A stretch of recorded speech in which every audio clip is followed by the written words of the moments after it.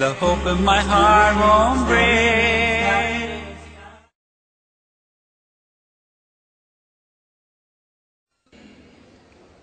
Alhamdulillah, wassalatu wassalam ala rasulillah wa ala alihi wa sahbihi ajmain, amma ba'd. A'udhu billahi minash shaitanir rajim, bismillahir rahmanir rahim. Wa'tasimu bihablillahi jami'an wa la tafarraqu. Rabbi shrah li sadri wa yassir li amri wahlul 'uqdatam min lisani yafqahu qawli. আমার শ্রদ্ধেয় গুরুজনেরা এবং প্রিয় আমার ভাই বোনেরা, আপনাদের সবাইকে স্বাগত জানাই ইসলামিক সম্ভাষণে। আসসালামু আলাইকুম ওয়া রাহমাতুল্লাহি ওয়া বারাকাতুহু। আল্লাহ সুবহানাহু ওয়া তাআলার দয়া, শান্তি এবং রহমত আপনাদের সবার উপরে বর্ষিত হোক।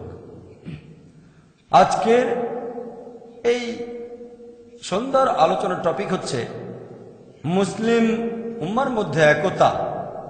টপিক হলো মুসলিম উম্মার মধ্যে একতা। টপিকটা খুবই গুরুত্বপূর্ণ, একেবারে আলাদা আর খুবই স্পর্শকাতর ইস্যু।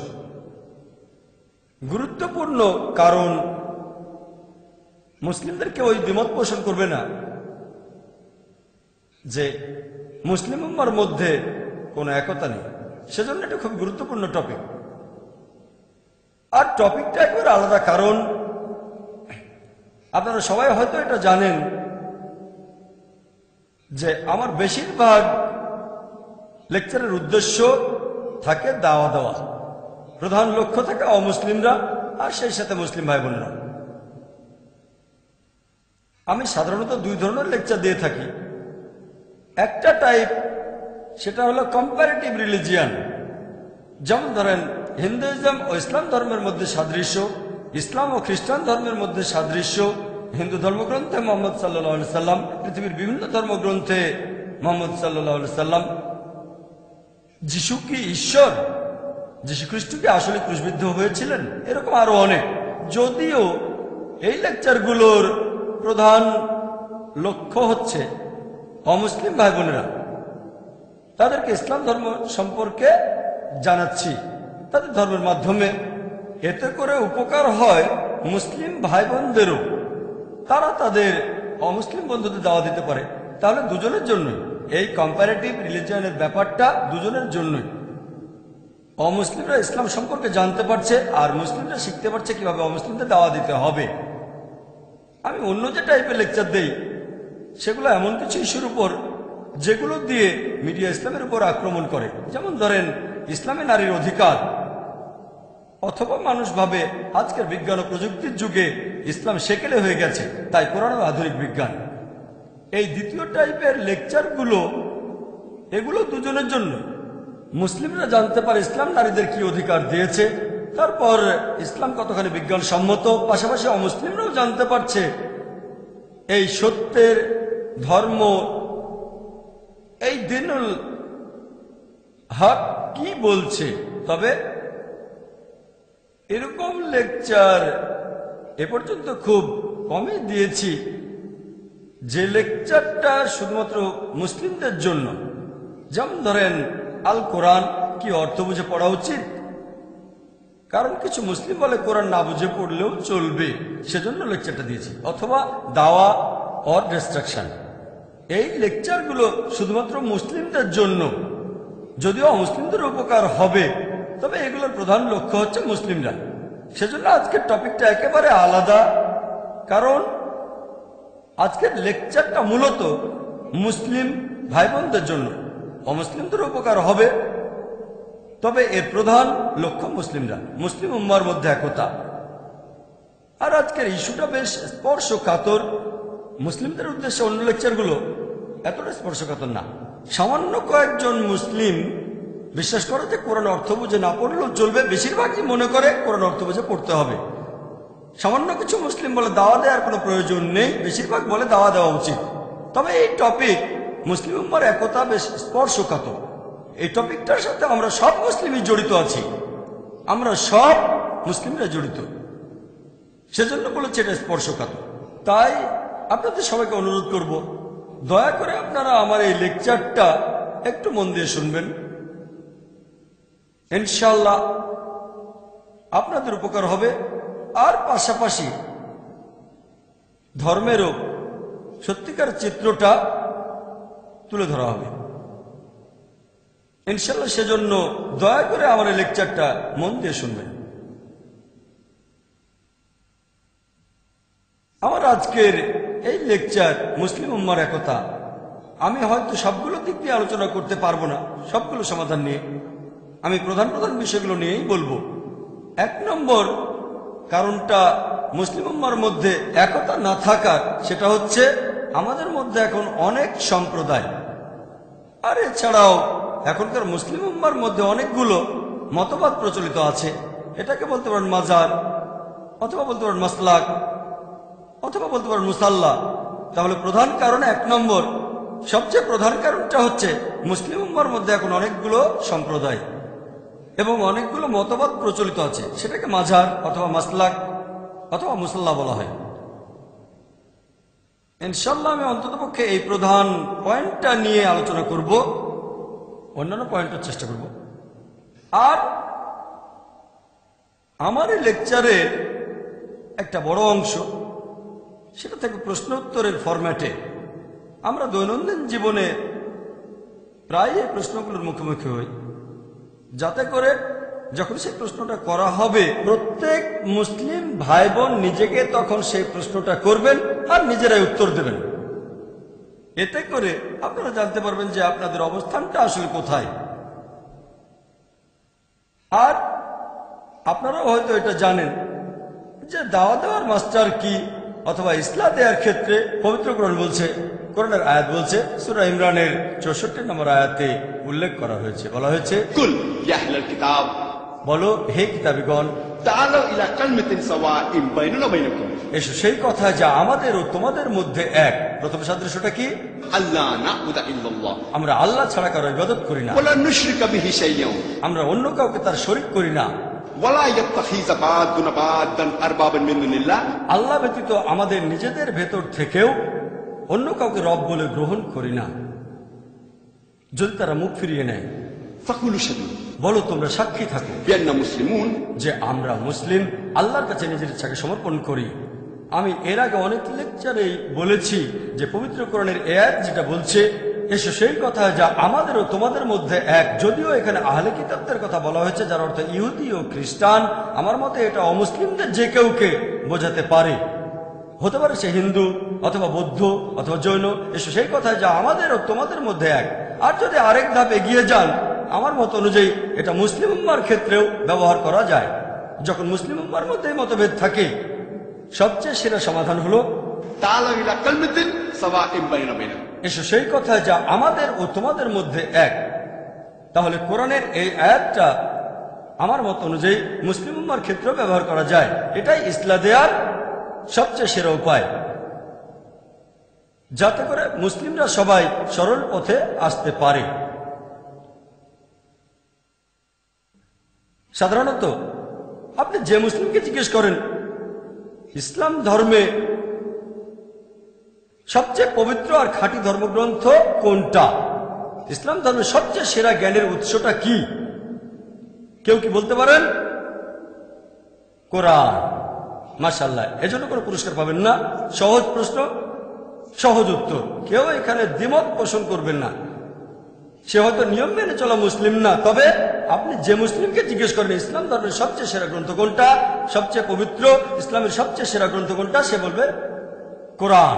মাশাআল্লাহ, এটা আমরা সবাই জানি।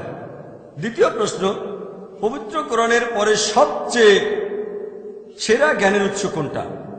হাদিস। মাশাআল্লাহ, কোন রকম মতভেদ নেই। নবীজি সাল্লাল্লাহু আলাইহি সাল্লামের হাদিস, কেউ বলে সুন্নাহ, কেউ বলে হাদিস, কোনো মতভেদ নেই, সবাই মেনে নেবে। সেই লোকটা যে মাযহাবেরই হোক না কেন মানবে ইসলামের প্রথম উৎসটা হলো কোরআন, তারপর একটা হচ্ছে হাদিস। এখন আপনারা অনেকে হয়তো জানেন যে হাদিসের কিছু প্রকারভেদ আছে। কিছু হলো সহিহ হাদিস, এগুলো শক্ত হাদিস, খাঁটি। আর কিছু হলো জয়ীফ হাদিস, এগুলো হলো দুর্বল হাদিস।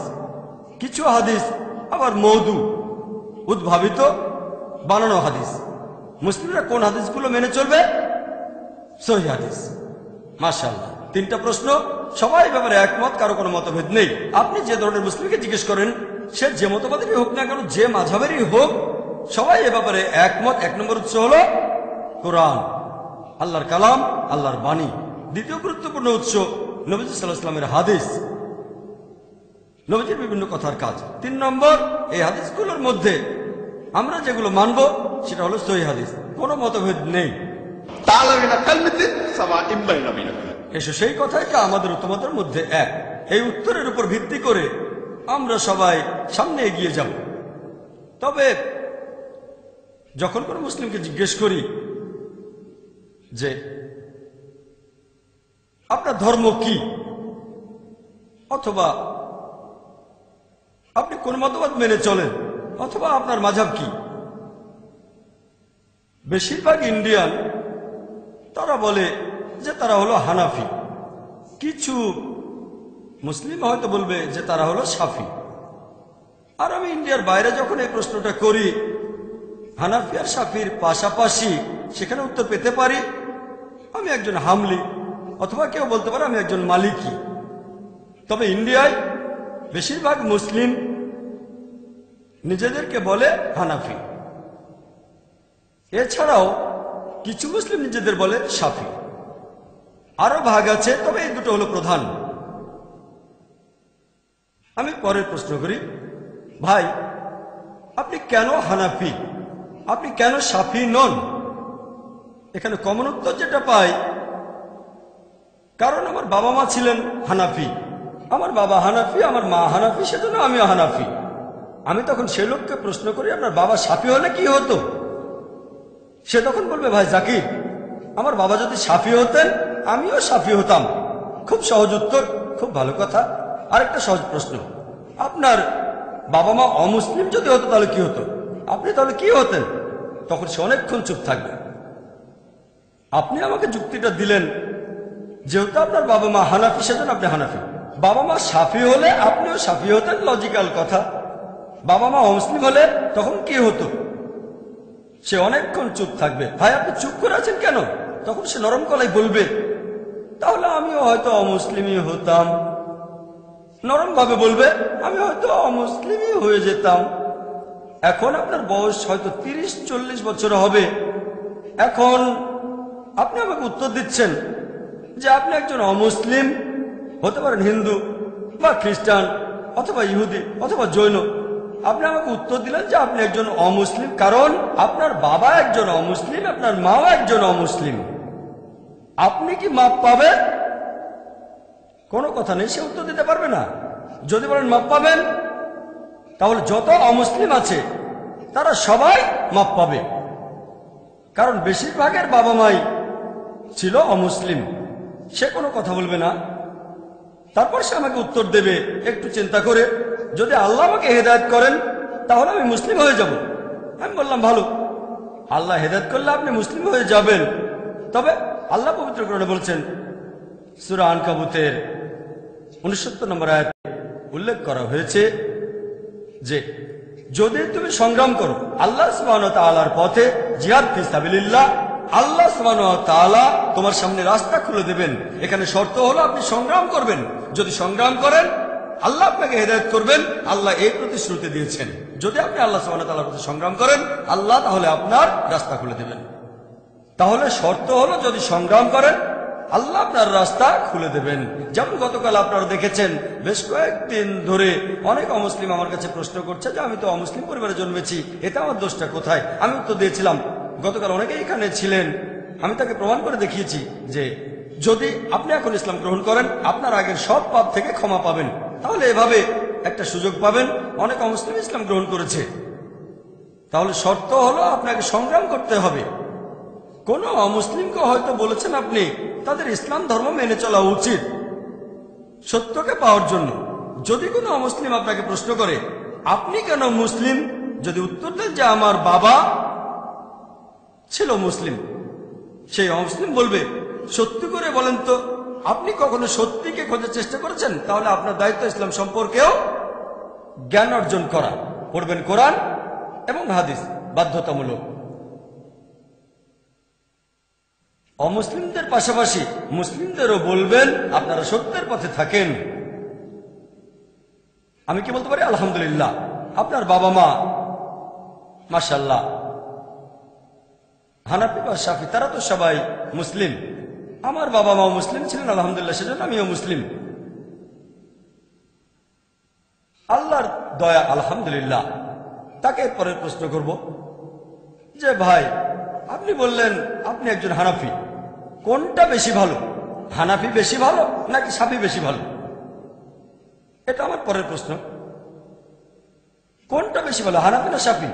এই সব মুসলিম সম্প্রদায়ের বেশিরভাগ লোক এখানে উত্তর দেবে 4 জন আলেম এটা বানিয়েছেন।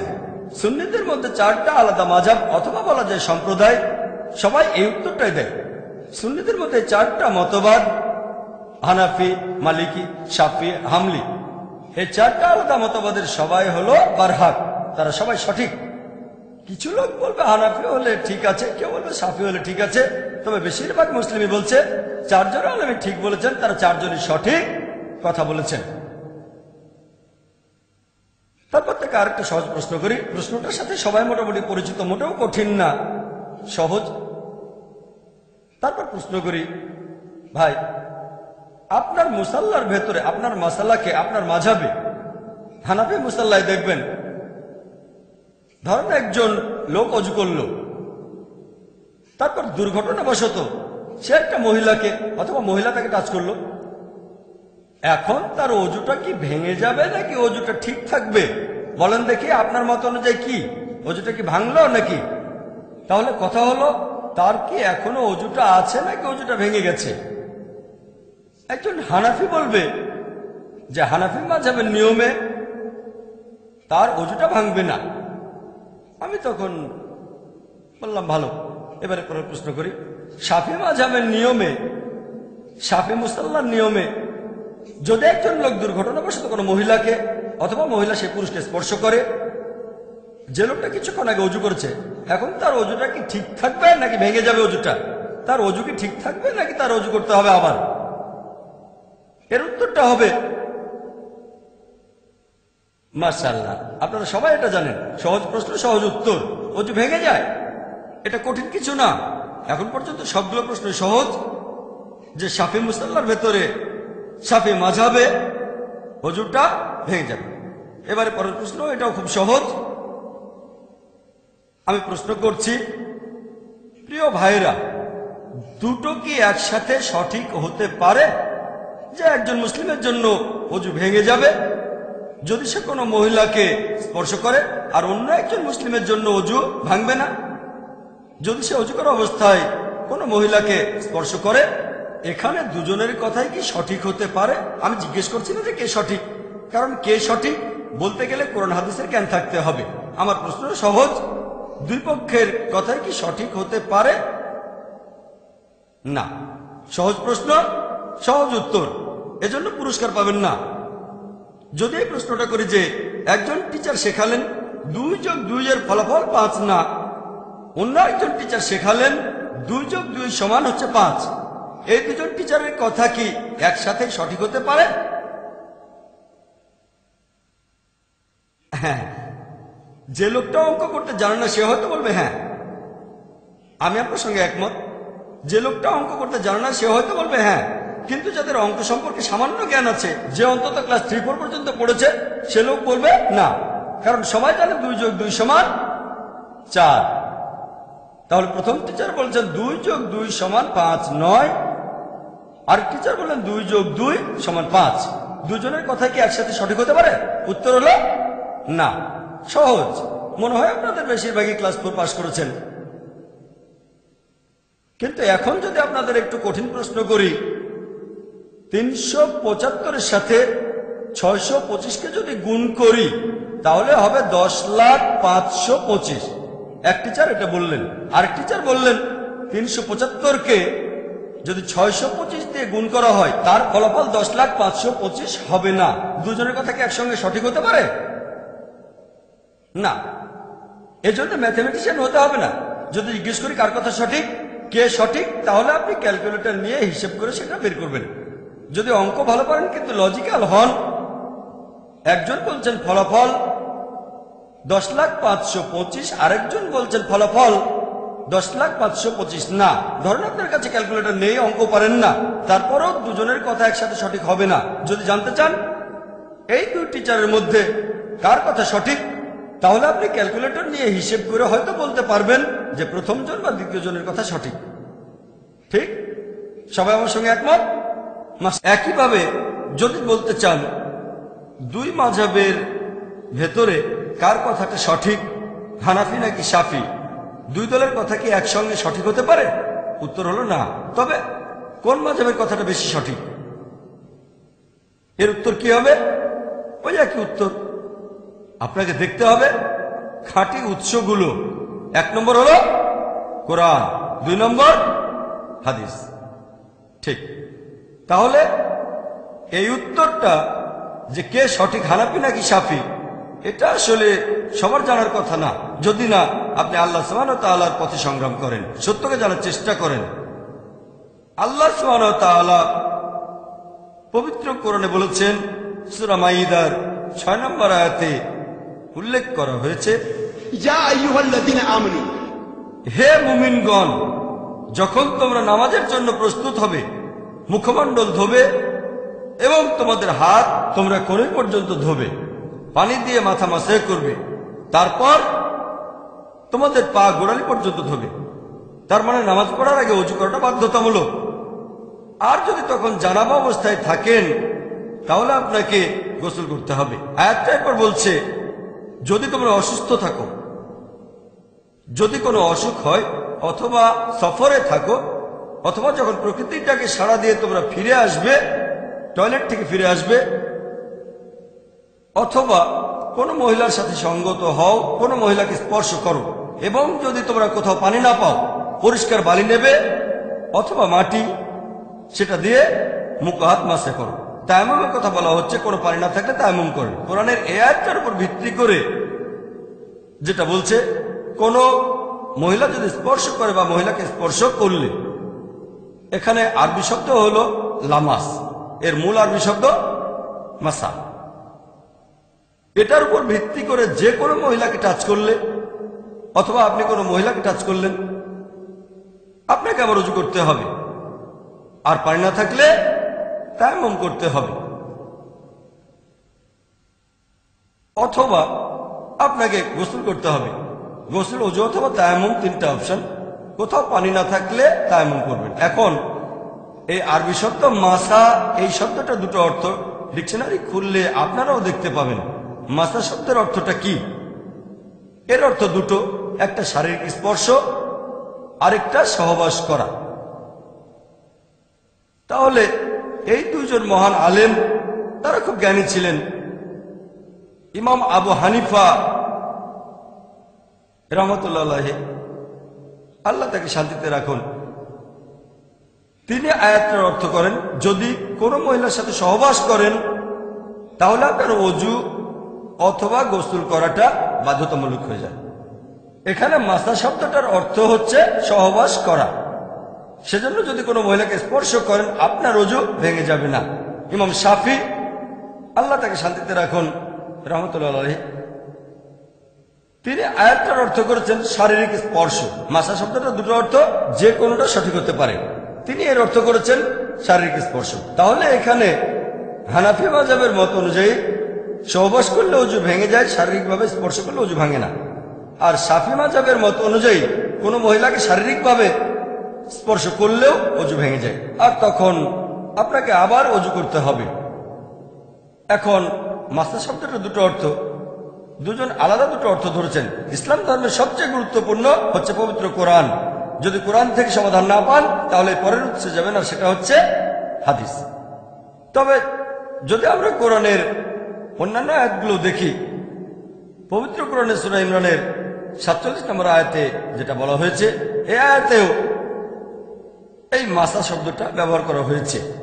এখানে মরিয়ম আলাইহিস সালামের কাহিনী বর্ণনা করা হয়েছে, যে প্রধান ফেরেশতা জিবরাইল আলাইহিস সালাম তার কাছে এসে জানালো, তোমার একটা পুত্র সন্তান হবে।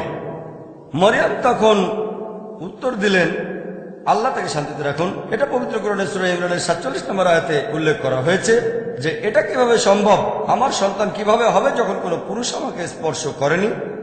সেই শব্দ, সেই একই শব্দ মাসা এখানেও আছে। এখন আমাদের সবাই বুঝতে পারবে যখন হযরত মরিয়ম আলাইহিস সালাম যখন তিনি বললেন যে আমার সন্তান কিভাবে হবে যখন কোনো পুরুষ আমাকে স্পর্শ করেনি, এর অর্থ সহবাস করা। শারীরিক স্পর্শ বোঝানো হচ্ছে না, কারণ শারীরিকভাবে কোনো মহিলাকে স্পর্শ করলে সন্তান হওয়ার কোনো সম্ভাবনা নেই, কিন্তু যদি কেউ সহবাস করে তাহলে সন্তান হওয়ার সম্ভাবনা থাকবে। সেজন্য তিনি বললেন যে আমার সন্তান হবে কিভাবে যখন কোনো পুরুষ আমাকে স্পর্শ করেনি। তখন উত্তর আসলো, আল্লাহ যখন কিছু স্থির করেন, আল্লাহ বলেন কুন ফায়াকুন, হও, আর সেটা হয়ে যায়। এই হলো পুরো আয়াতটা। তবে এখানে মাসা শব্দটার অর্থ সহবাস করা। এছাড়াও আমরা যদি নবীজি মুহাম্মদ সাল্লাল্লাহু আলাইহি ওয়াসাল্লামের হাদিস পড়ি, যদি কোনো সন্দেহ থাকে, কোরআনের কোনো আয়াতের অর্থ বুঝতে না পারেন, তাহলে এরপরের উৎস হাদিস দেখবেন, আর খেয়াল রাখবেন সে হাদিসটা যেন সহিহ হাদিস হয়। এমন একটা হাদিস, সহিহ হাদিস আছে আবু দাউদে 1 নম্বর খণ্ড, বুক অব সালাহ 70 নম্বর অধ্যায়ের 179 নম্বর হাদিস। হযরত আয়েশা রাদিয়াল্লাহু আনহা তিনি বললেন, একবার নবীজি তার একজন স্ত্রীকে চুমু দিয়ে নামাজ পড়তে চলে গেলেন, তিনি আবার ওযু করেননি। তখন উরওয়া রাদিয়াল্লাহু আনহু বললেন, সেই স্ত্রী তো আপনি ছাড়া আর কেউ নন। হযরত আয়েশাকে তিনি বললেন। হযরত আয়েশা তখন হেসে উঠলেন, তার মানে সেই স্ত্রী তিনি ছিলেন। তাহলে আবু দাউদের সহিহ হাদিস বলছে 1 নম্বর খণ্ড, বুক অব সালাহ 70 নম্বর অধ্যায়ের 179 নম্বর হাদিস। এটাকে সহিহ হাদিস বলে মত দিয়েছেন বিভিন্ন মুহাদ্দিসগণ, তাদের মধ্যে আলবানীও আছেন। এখানে বলা হয়েছে আমাদের নবী মুহাম্মদ সাল্লাল্লাহু আলাইহি ওয়াসাল্লাম ওযু করা অবস্থায় ছিলেন, তখন হযরত আয়েশাকে চুমু দিয়ে নামাজ পড়তে গেলেন, কিন্তু আবার ওযু করলেন না। এটাই প্রমাণ করে শারীরিক স্পর্শ করলে ওযু ভেঙে যাবে না। এরকম আরো সহিহ হাদিস আছে। একটা হাদিস আছে সহিহ বুখারীতে, এটা সহিহ বুখারীর একটা হাদিস, 1 নম্বর খণ্ড। বলা হয়েছে যে নবী মুহাম্মদ সাল্লাল্লাহু আলাইহি ওয়াসাল্লাম হযরত আয়েশা রাদিয়াল্লাহু আনহা বর্ণনা দিয়েছেন যে আমি ছিলাম মুহাম্মদ সাল্লাল্লাহু আলাইহি সাল্লাম এবং কিবলার মাঝামাঝি। নবীজি তখন নামাজ পড়ছিলেন, তারপর সেজদা দেওয়ার সময় তিনি আমার পায়ে ধাক্কা দিলেন, আমি এক পাশে সরে গেলাম। তার মানে নামাজ পড়ার সময় নবীজি তার স্ত্রী হযরত আয়েশাকে স্পর্শ করেছিলেন, তারপরও নামাজ পড়ে গিয়েছেন। তার মানে স্পর্শ করলে ওযু ভেঙে যায় না। এছাড়াও আরো অনেক হাদিস আছে সহিহ হাদিস, যেগুলো প্রমাণ করে শারীরিক স্পর্শের কারণে ওযু ভেঙে যায় না। এই হাদিসটা আছে সহিহ বুখারীতে 1 নম্বর খণ্ডের 519 নম্বর হাদিস, সহিহ হাদিস। এখন আপনাদের প্রশ্ন করি, কার কথাটা সঠিক, ইমাম আবু হানিফার কথাটা নাকি ইমাম শাফির কথাটা? ইমাম আবু হানিফা, কারণ তার কথাগুলো পবিত্র কোরআন এবং সহিহ হাদিসের সাথে মিলে যাচ্ছে। কেউ আমাকে বলতে পারে, তাহলে কি বলছেন ইমাম শাফির কথাগুলো সব ভুল? আমি ইমাম শাফিকে শ্রদ্ধা করি, আল্লাহ তাকে শান্তিতে রাখুন, রাহমাতুল্লাহ আলাইহি। তাকে শ্রদ্ধা করি, সম্মান করি এবং ভালোবাসি। আমাদের নবীজি বলেছেন যে যদি কেউ ধর্ম সম্পর্কে গবেষণা করার পর কোনো বিশেষজ্ঞ একটা মতামত দেয়, যদি তার মতামত সঠিক হয় সে একটা পুরস্কার পাবে। মতামত সঠিক হলে 2টো পুরস্কার পাবে, যদি মতামত ভুল হয় 1টা পুরস্কার পাবে। কোন বিশেষজ্ঞ যদি ফতোয়া দেন, নিজের মতামত দেন, যদি সেটা সঠিক হয় তিনি 2টো পুরস্কার পাবেন, তবে যদি ভুলও হয় তিনি 1টা পুরস্কার পাবেন। আমি বলছি না যে ইমাম শাফি রাহমাতুল্লাহ আলাইহি তিনি জ্ঞানী ছিলেন না, তিনি অবশ্যই জ্ঞানী ছিলেন, তিনি অনেক কিছু জানতেন। তবে আমাদের বুঝতে হবে সেই সময় যখন ইমাম হানিফা বা ইমাম শাফি রাহমাতুল্লাহ আলাইহি ওনারা যখন বেঁচে ছিলেন, সব হাদিস তখন সংগ্রহ করা হয়নি, সংগ্রহ করা শুরু হয়েছে আরো আগে। তবে শেষ হয়েছে অনেক পরে। এখন হতে পারে আবু দাউদের এই হাদিসটা 1 নম্বর খণ্ড 70 নম্বর অধ্যায়ের 179 নম্বর হাদিস, এছাড়াও সহিহ বুখারীর এই হাদিসটা 1 নম্বর খণ্ডের 519 নম্বর হাদিস, এটা ইমাম শাফির কাছে পৌঁছায়নি। যেহেতু হাদিসটা তার কাছে পৌঁছায়নি, তিনি দুটো অপশনের একটা বেছে নিয়েছেন, শারীরিক স্পর্শ বা সহবাস। তিনি এটাকে ধরেছেন শারীরিক স্পর্শ। এমন না যে তিনি জ্ঞানী নন, হয়তো এই হাদিসটা তার কাছে পৌঁছায়নি। তাহলে পবিত্র কোরআনের এই আয়াতে একটা শব্দে দুটো অর্থ হতে পারে, তিনি একটা অর্থ ধরেছেন। এমন না যে তিনি ইচ্ছা করেই ভুলটা করেছেন, এমন বলেছেন কারণ হতে পারে হাদিসটা তার কাছে পৌঁছায়নি। আরেকটা উদাহরণ দেই, আপনাদের প্রশ্ন করি যে নামাজ পড়ার সময় যেখানে শব্দ করে পড়তে হয়, মানে ফজরের নামাজ, তারপর মাগরিব আর এশার নামাজ, ইমাম যখন সূরা ফাতিহা পড়া শেষ করেন, এখানে হানাফি মাযহাব যেটা করে, যখন তারা জামাতে নামাজ আদায় করেন, তারা তখন আমিন শব্দটা জোরে বলে নাকি জোরে বলে না? ইমাম আবু হানিফার মতে, হানাফি মাযহাবের মত অনুযায়ী আমিন শব্দটা জোরে বলবেন না। ইমাম যখন সূরা ফাতিহা পড়া শেষ করবেন মনে মনে বলবেন। তবে ইমাম শাফির মত অনুযায়ী, আল্লাহ তাকে শান্তিতে রাখুন, শাফি মাযহাবের অনুসারীরা যখন জামাতে নামাজ আদায় করে তারা আমিন কি শব্দ করে বলে নাকি বলে না? উত্তর হলো বলে। সহজ, আপনারা সবাই এটা জানেন, আমরা সবাই এটা জানি। হানাফি মাযহাব যেটা করে তারা শব্দ করে আমিন বলে না, আবার শাফি মাযহাব তারা শব্দ করে বলে। ফজরের নামাজ, মাগরিব আর এশার নামাজে এখানে কে সঠিক? যদি না জানেন তাহলে কোরআন এবং হাদিস দেখবেন। পবিত্র কোরআনে এমন কোন আয়াত দেখি না যেটা বলছে আমিন শব্দ করে বলতে হবে বা হবে না। তাহলে আমরা ইসলাম ধর্মের পরের উৎসটা দেখবো, আর সেটা হচ্ছে হাদিস। যখন আমরা সহিহ হাদিস পড়ি, এটা আছে সহিহ বুখারীতে 1 নম্বর খণ্ড, বুক অব আজান, 111 নম্বর অধ্যায়, 780 নম্বর হাদিস। নবীজি সাল্লাল্লাহু আলাইহি সাল্লাম তিনি বলেছেন যে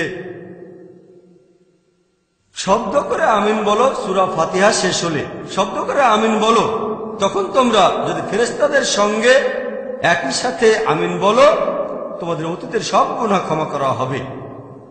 পরের হাদিসটা সহিহ বুখারী 1 নম্বর খণ্ড, বুক অব আজান, 112 নম্বর অধ্যায়, 781 নম্বর হাদিস। নবীজি বলেছেন, তোমাদের কারো আমিন বলার সময়ে যদি ফেরেশতাগণের ভেতরেও কেউ আমিন বলে তোমাদের অতীতের সব গুনাহ ক্ষমা করা হবে। সহিহ বুখারী 1 নম্বর খণ্ড, বুক অব আজান, 113 নম্বর অধ্যায়, 782 নম্বর হাদিস। নবীজি বলেছেন, যখন ইমাম বললেন গায়রুল মাগদুবি আলাইহিম ওয়ালাদ-দাল্লিন, শব্দ করে আমিন বলো, তোমাদের আমিন বলার সময় যদি ফেরেশতাগণের কেউ আমিন বলে তোমাদের আগের সব গুনাহ ক্ষমা করা হবে। আমি এখানে সহিহ বুখারী থেকেই 3টা হাদিসের উদ্ধৃতি দিলাম যে সূরা ফাতিহার শেষ শব্দ করে আমিন বলতে হবে। একইভাবে সহিহ মুসলিমে সব মিলিয়ে মোট 6টা হাদিস আছে। যদি সহিহ মুসলিম পড়েন 1 নম্বর খণ্ড, বুক অব সালাহ, 116 নম্বর অধ্যায়ের 811 নম্বর হাদিস থেকে 16 নম্বর হাদিস পর্যন্ত সহিহ মুসলিমে সব মিলিয়ে মোট 6টা হাদিস বলছে যে শব্দ করে আমিন বলতে হবে। আমি এখানে আপনাদের 9টা হাদিসের রেফারেন্স দিলাম যেগুলো বলছে যে শব্দ করে আমিন বলতে হবে। এখন আপনাদের একটা প্রশ্ন করি, এখানে কে সঠিক, হানাফি মাযহাব নাকি শাফি মাযহাব? শাফি মাযহাব সহজ, যেটা কোরআন এবং হাদিসের সাথে মিলে যাবে সেটাই মেনে চলবেন, সহজ। এবার আমার প্রশ্নতে আসি। প্রথম প্রশ্নটা যে অজু ভেঙে যায় কিনা। যদি কোন পুরুষ দুর্ঘটনাবশত কোনো মহিলাকে স্পর্শ করে ফেলে অথবা মহিলা পুরুষকে, চিন্তা করেন একজন অমুসলিম যদি ইসলাম গ্রহণ করে আর আমাকে জিজ্ঞেস করে যে ভাই জাকির আমার অজু থাকা অবস্থায় যদি কোনো মহিলা আমাকে টাচ করে বা আমি তাকে টাচ করি, তাহলে কি আমাকে আবার অজু করতে হবে? আমার অজু কি ভেঙে যাবে? তাকে কি আমি জিজ্ঞেস করব যে আপনার বাবা হানাফি না শাফি? তার বাবা তো ছিল অমুসলিম। তাহলে উত্তর হবে কোরআন এবং সহিহ হাদিস অনুযায়ী। কোরআন সহিহ হাদিসে বিশ্লেষণ করলে জানতে পারবেন যে এতে করে অজু ভাঙবে না। তাই সে যে সম্প্রদায় থেকে আসুক না কেন, যদি না কেউ আমাকে বলে দেখেন ভাই জাকির, আসলে ব্যাপারটা হানাফিদের স্কিনে তেলের পরিমাণটা একটু বেশি, শাফিদের স্কিন খসখসে, সেজন্য হানাফিদের অজু ভাঙে না, শাফিদের অজুটা ভেঙে যায়। কেউ যদি এই ধরনের কোনো বৈজ্ঞানিক কারণ দেখায় তাহলে হয়তো আমাকে একটু চিন্তা করতে হবে, কিন্তু এমন কিছুই নেই যে হানাফিদের স্কিন একরকম, শাফিদের স্কিন আরেক রকম। আমাদের ফিরে যেতে হবে আল্লাহ এবং রাসূলের কাছে। তারপর কোরআন আর হাদিস বিশ্লেষণ করে দেখব, তাহলে উত্তরটা পাবো। আবারও কেউ প্রশ্ন করতে পারে দ্বিতীয় প্রশ্নটা সম্পর্কে, শব্দ করে আমিন বলা নিয়ে। ইমাম শাফি এখানে সঠিক, আর হানাফি মাযহাব শব্দ করে আমিন বলে না। তাহলে কি বলছেন আবু হানিফা ভুল বলেছেন? উনি কি জানতেন না? নাউজুবিল্লাহ। ইমাম হানিফা, আল্লাহ তাদের শান্তিতে রাখুন, রাহমাতুল্লাহ আলাইহি, তিনি বিখ্যাত একজন বিশেষজ্ঞ, তাকে ভালোবাসি, শ্রদ্ধা করি। তবে ব্যাপারটা এমন না যে তিনি ইচ্ছে করেই ভুল করেছেন। আমি জানি যে হাদিসগুলোর কথা বললাম, সহিহ বুখারী 1 নম্বর খণ্ড 780 থেকে 782 নম্বর হাদিস, এছাড়াও সহিহ মুসলিম 1 নম্বর খণ্ড 811 থেকে 816 নম্বর হাদিস হয়তো তার কাছে পৌঁছায়নি। আমি আপনাদের আগেও বলেছি, আমাদের নবীজি যখন বেঁচে ছিলেন কোরআন তখন সম্পূর্ণভাবে লিপিবদ্ধ ছিল। এ কাজের তদারকি নবীজি নিজেই করেছিলেন। তার তদারকিতেই এই পবিত্র কোরআন আলহামদুলিল্লাহ লিপিবদ্ধ হয়েছিল। আর পবিত্র কোরআন নিয়ে আমাদের কারোর মধ্যে কোনো মতভেদ নেই।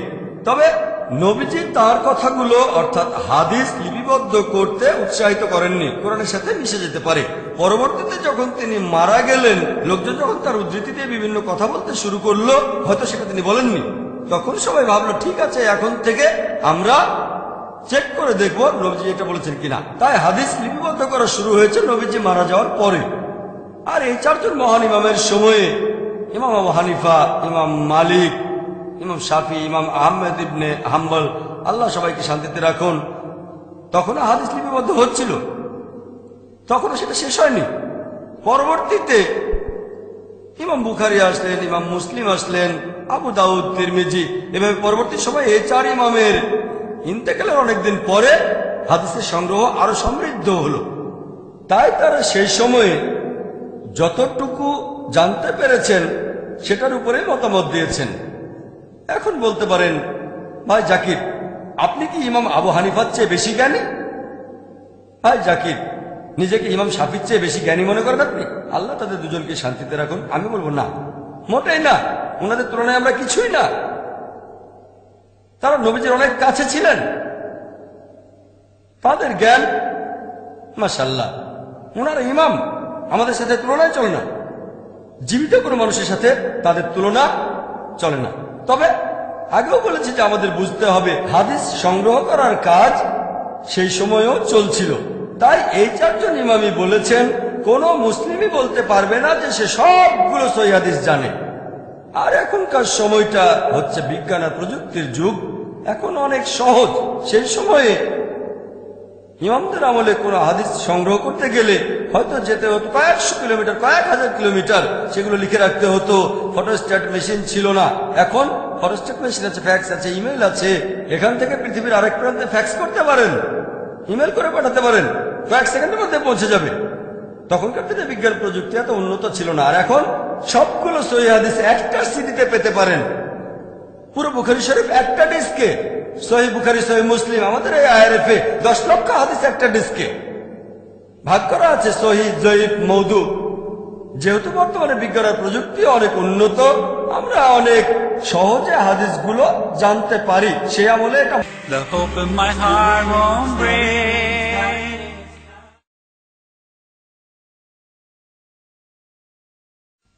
মনে করেন এখন একজন ছাত্র, সে পাশ করলো বিএসসি, ব্যাচেলর অফ সায়েন্স। এখন বিজ্ঞানের বিভিন্ন বিষয়ে সে আইজ্যাক নিউটনের চেয়ে অনেক বেশি জানে। আইজ্যাক নিউটন হলেন পৃথিবীর সেরা বিজ্ঞানী, জানেন তো? আইজ্যাক নিউটন 1 নম্বর। মাইকেল এইচ হার্ট একটা বই লিখেছিলেন, ইতিহাসের সবচেয়ে প্রভাবশালী 100 জন। তিনি 1 নম্বরে বসিয়েছিলেন আমাদের নবীজি মুহাম্মদ সাল্লাল্লাহু আলাইহি ওয়াসাল্লামকে। 2 নম্বর আইজ্যাক নিউটন। কিন্তু কেউ যদি আমার কাছে এসে বলে, ধরুন আপনার ছেলে বিএসসি পাস করেছে অথবা আপনি বিএসসি পাস করেছেন, তখন কি আপনি বলবেন যে আমি আইজ্যাক নিউটনের চেয়ে অনেক বেশি জানি? দেখেন, আপনি হয়তো অনেক কিছু জানেন যেগুলো আইজ্যাক নিউটন জানতেন না। তবে বিজ্ঞান আর প্রযুক্তির ক্ষেত্রে আইজ্যাক নিউটনের যে ব্রেন ছিল, নোবেল বিজয়ী বিজ্ঞানীদেরও সেই ব্রেন নেই। আইজ্যাক নিউটনের ব্রেন অসাধারণ, তবে তার হাতে রিসোর্স কম ছিল। বিজ্ঞানের অগ্রগতিতে তার অবদান অভূতপূর্ব, এজন্য তাকে বলা হয়েছে ইতিহাসের সেরা বিজ্ঞানীদের একজন। তবে বর্তমানের একজন বিএসসি গ্র্যাজুয়েট নিউটনের চেয়ে অনেক বেশি জানে। সে নিউটনের থিওরিগুলো জানে, নিউটনের থিওরির কারেকশনগুলো সে জানে। নিউটনের কিছু ভুল ছিল, পরবর্তীতে অন্যান্য বিজ্ঞানীরা এসে নিউটনের থিওরিগুলো ভুল শুধরে দিয়েছেন। তাহলে একজন বিএসসি গ্র্যাজুয়েট বর্তমানের, সে আইজ্যাক নিউটনের চেয়ে হয়তো অনেক বেশি জানে, কিন্তু তাতে সে আইজ্যাক নিউটনের চেয়ে বড় বিজ্ঞানী কিন্তু হয়ে যাচ্ছে না। একইভাবে আমরা এখন হাদিসগুলো খুব সহজেই পেতে পারি। তার কারণ এই বিশেষজ্ঞগণ, ইমাম বুখারী, ইমাম মুসলিম আর অনেকে এই হাদিসগুলো সংগ্রহ করেছেন। এর ফলে আমরা সহজেই জানতে পারি যে এই হাদিসটা সহি কিনা। বিজ্ঞান ও প্রযুক্তির কারণে এটা সহজ হয়ে গেছে। তার মানে এই না যে আমরা এই 4 জন ইমামের চেয়ে বড়, আমরা অনেক বেশি জানি, না, মোটেও ঠিক না। আমি এই দাবি করব না, অন্য কোনো মুসলিমও করবে না। এমন না যে আমরা তাদের চেয়ে বড়, অনেক বেশি জানি। বর্তমানের বিজ্ঞান আর প্রযুক্তির কারণে আমরা এগুলো সহজেই জানতে পারি। তাই এই পয়েন্টটা আপনাদের পরিষ্কার করেই বললাম। এজন্যই বলেছিলাম যে টপিকটা স্পর্শকাতর। 4 জন ইমামকেই আমরা শ্রদ্ধা করি, তাদের সবাইকে ভালোবাসি। আর মুসলিম উম্মার একতার জন্য যে সমাধানটা, সেটা আমাদের কাছেই আছে। লেকচারের শুরুতে যে আয়াতটা বলেছিলাম, আল্লাহ পবিত্র কোরআনে বলেছেন, সূরা ইমরানের 103 নম্বর আয়াতে বলা হয়েছে, ওয়াতাসিমু বিহাবলিল্লাহি জামিআ ওয়া লা তাফাররাকু। তোমরা সবাই আল্লাহর রজ্জু শক্ত করে ধরো, পরস্পর বিচ্ছিন্ন হও না। আল্লাহ তাআলার রজ্জু কোনটা? আল্লাহর রজ্জু হলো এই পবিত্র কোরআন। আল্লাহ বলেছেন, তোমরা সবাই আল্লাহর রজ্জু শক্ত করে ধরো, পরস্পর বিচ্ছিন্ন হও না। ওয়াতাসিমু বিহাবলিল্লাহি জামিআ ওয়া লা তাফাররাকু। সবাই আল্লাহর রজ্জু শক্ত করে ধরো, পরস্পর বিচ্ছিন্ন হও না। শক্ত করে ধরো আর বিচ্ছিন্ন হও না, ডাবল গুরুত্ব, দ্বিগুণ গুরুত্ব। আর পবিত্র কোরআনের অনেক আয়াতেই বলা হয়েছে, আতিউল্লাহ ওয়া আতিউর রাসূল। আল্লাহ এবং তার রাসূলকে মেনে চলো। আল্লাহ আমাদের মুসলিমদের এই আদেশ দিয়েছেন। অনেক জায়গায় তিনি বলেছেন, সব মিলিয়ে 20টারও বেশি আয়াতে, পবিত্র কোরআনে 20টারও বেশি আয়াতে আল্লাহ তাআলা বলেছেন আতিউল্লাহ ওয়া আতিউর রাসূল। সূরা ইমরানের 32 নম্বর আয়াতে উল্লেখ করা হয়েছে, সূরা ইমরানের 132 নম্বর আয়াতে উল্লেখ করা হয়েছে, সূরা নিসার 13 নম্বর আয়াতে উল্লেখ করা হয়েছে, সূরা নিসার 59 নম্বর আয়াতে উল্লেখ করা হয়েছে, সূরা নিসার 69 নম্বর আয়াতে উল্লেখ করা হয়েছে, সূরা নিসার 80 নম্বর আয়াতে উল্লেখ করা হয়েছে, সূরা মাইদার 92 নম্বর আয়াতে উল্লেখ করা হয়েছে, সূরা আনফালের 1 নম্বর আয়াতে উল্লেখ করা হয়েছে, সূরা আনফালের 20 নম্বর আয়াতে উল্লেখ করা হয়েছে, সূরা আনফালের 46 নম্বর আয়াতে বলা হয়েছে, সূরা তাওবার 71 নম্বর আয়াতে উল্লেখ করা হয়েছে, সূরা নূরের 47 নম্বর আয়াতে উল্লেখ করা হয়েছে, সূরা নূরের 52 নম্বর আয়াতে উল্লেখ করা হয়েছে, সূরা নূরের 54 নম্বর আয়াতে উল্লেখ করা হয়েছে, সূরা আহজাবের 31 নম্বর আয়াতে উল্লেখ করা হয়েছে, সূরা আহজাবের 33 নম্বর আয়াতে উল্লেখ করা হয়েছে, সূরা মুহাম্মদের 33 নম্বর আয়াতে উল্লেখ করা হয়েছে, সূরা ফাতার 17 নম্বর আয়াতে উল্লেখ করা হয়েছে, সূরা হুজরাতের 14 নম্বর আয়াতে উল্লেখ করা হয়েছে, সূরা মুজাদিলার 13 নম্বর আয়াতে উল্লেখ করা হয়েছে, সূরা তাগাবুনের 12 নম্বর আয়াতে উল্লেখ করা হয়েছে। পবিত্র কোরআনে 20টারও বেশি আয়াতে আল্লাহ বলেছেন, আতিউল্লাহ ওয়া আতিউর রাসূল। আল্লাহকে মানো এবং তার রাসূলকে মানো। তাহলে আল্লাহর রজ্জু এই পবিত্র কোরআন আর সহিহ হাদিস, নবীজি মুহাম্মদ সাল্লাল্লাহু আলাইহি সাল্লাম। আল্লাহ তাআলা আমাদের বলেছেন, তোমরা সবাই আল্লাহর রজ্জু শক্ত করে ধরো আর পরস্পর বিচ্ছিন্ন হও না। পবিত্র কোরআন এবং সহিহ হাদিস। আল্লাহ পবিত্র কোরআনে বলেছেন, সূরা আনামের 159 নম্বর আয়াতে উল্লেখ করা হয়েছে, আল্লাহ বলেছেন যে যারা দিন সম্পর্কে নানা মতের সৃষ্টি করেছে এবং বিভিন্ন দলে বিভক্ত হয়েছে, তাদের কোনো দায়িত্ব তোমার নয়। নবীজিকে বলছেন তাদের কোনো দায়িত্ব তোমার নয়, তাদের বিষয় আল্লাহর এখতিয়ারভুক্ত। আল্লাহ তাদের কৃতকর্ম সম্পর্কে অবহিত করবেন আর আল্লাহ তাদের বলবেন যে সত্যিটা কি। আল্লাহ নবীজিকে বলছেন যারা ধর্মে নানা মতের সৃষ্টি করে আর বিভিন্ন দলে বিভক্ত হয়, হে নবী, তাদের কোনো দায়িত্ব তোমার নয়, তাদের বিষয় আল্লাহর এখতিয়ারভুক্ত। আল্লাহ তাদের কৃতকর্ম সম্পর্কে অবহিত করবেন। তার মানে ইসলাম ধর্মে বিভিন্ন দল তৈরি করা হচ্ছে হারাম, এটা নিষিদ্ধ। আর পবিত্রকরণে এই কথাটা অনেকবার বলা হয়েছে। আল্লাহ পবিত্রকরণে বলেছেন, সূরা রুমের 31-32 নম্বর আয়াতে উল্লেখ করা হয়েছে, বলা হয়েছে মুশরিকদের অন্তর্ভুক্ত হয়েও না যারা আল্লাহ সুবহানাহু ওয়া তাআলার শরীক উপাসনা করে, আর তাদের মতো হয়েও না যারা দ্বীনে মতভেদ সৃষ্টি করে বিভিন্ন দলে বিভক্ত হয় আর প্রত্যেক দল উল্লাস করে তারা সত্যের পথে আছে। আল্লাহ পবিত্র কোরআনে সূরা রুমের 31 ও 32 নম্বর আয়াতে উল্লেখ করেছেন, তাদের মতো হয়েও না যারা আল্লাহর সাথে কাউকে শরীক করে, আর তাদের মতো হয়েও না যারা দ্বীনে মতভেদ সৃষ্টি করে বিভিন্ন দলে বিভক্ত হয় আর প্রত্যেকেই উল্লাস করে যে তারাই সঠিক সত্যের পথে আছে। আল্লাহ এই কথাটা আবারও বলেছেন সূরা মুমিনুনের 53 ও 54 নম্বর আয়াতে উল্লেখ করা হয়েছে যে তাদের মতো হয়েও না যারা দ্বীনে মতভেদ সৃষ্টি করে আর বিভিন্ন দলে বিভক্ত হয় এবং তারা প্রত্যেকেই উল্লাস করে যে একমাত্র আমরাই সত্যের পথে আছি। এছাড়াও পবিত্র কোরআনে সূরা শুরার 13 ও 14 নম্বর আয়াতে উল্লেখ করা হয়েছে যে তোমরা দ্বীনকে প্রতিষ্ঠিত করো আর কোন রকম মতভেদ সৃষ্টি করো না। পবিত্র কোরআনে এরকম আরো অনেক আয়াতে বলা হয়েছে বিভিন্ন দলে বিভক্ত হয়েও না। তাহলে ইসলাম ধর্মে বিভিন্ন দল তৈরি করা এটা হারাম, এটা নিষিদ্ধ। 4টা রেফারেন্স দিলাম, এরকম আরো আছে। তবে যদি কোনো মুসলিমকে জিজ্ঞেস করি যে আপনি কি, আপনার ধর্মটা কি, কেউ বলবে আমি হানাফি, কেউ বলবে আমি শাফি, কেউ বলবে আমি হামলি, কেউ বলবে আমি মালিকি, কেউ বলবে আমি সালাফি, কেউ বলবে আমি আহলে হাদিস। আমাদের প্রিয় নবীজি কি ছিলেন? তিনি কি হানাফি ছিলেন, নাকি ছিলেন মালিকি, নাকি শাফি ছিলেন, অথবা ছিলেন হামলি, নাকি আহলে হাদিস, নাকি ছিলেন সালাফি? তিনি কি ছিলেন? আল্লাহ পবিত্র কোরআনে বলেছেন, সূরা ইমরানের 67 নম্বর আয়াতে উল্লেখ করা হয়েছে, ইব্রাহিম আলাইহিস সালাম ইহুদি অথবা খ্রিস্টান ছিলেন না, ছিলেন আত্মসমর্পণকারী, ছিলেন মুসলিম। পবিত্র কোরআনে সূরা ইমরানের 52 নম্বর আয়াতে উল্লেখ করা হয়েছে যে যীশু খ্রিস্টের অনুসারী যারা ছিল তারা সবাই বলল আমরা তো মুসলিম। আল্লাহ পবিত্র কোরআনে বলেছেন, সূরা হজের 78 নম্বর আয়াতে উল্লেখ করা হয়েছে, তোমরা জিহাদ করো আল্লাহ সুবহানাহু ওয়া তাআলার পথে, হে মুমিনগণ, জিহাদ করো আল্লাহর পথে যেভাবে জিহাদ করা উচিত। তোমরা জিহাদ করো অধ্যবসায় এবং শৃঙ্খলার সাথে জিহাদ করে যাও। আল্লাহ তোমাদের মনোনীত করেছেন, তিনি দ্বীনের ব্যাপারে তোমাদের উপর কঠোরতা আরোপ করেননি। তিনি তোমাদের জন্য যে ধর্ম মনোনীত করেছেন, যে দিন মনোনীত করেছেন সেটা হচ্ছে ইব্রাহিমের দিন। তিনি তোমাদের নাম দিয়েছেন মুসলিম, আগের সব আসমানি কিতাবে এবং এই কিতাবেও। আল্লাহ বলেছেন তিনি আমাদের মুসলিম বলে ডেকেছেন, আগেকার আসমানি কিতাবে আর এই কিতাবেও। সুতরাং যাকাত দাও, নামাজ আদায় করো। তাহলে আল্লাহ বলেছেন তিনি আমাদের নামকরণ করেছেন মুসলিম, এই আসমানি কিতাবে আর আগের কিতাবে। তাহলে আল্লাহ আমাদের যে লেভেল দিয়েছেন সেটা হলো মুসলিম।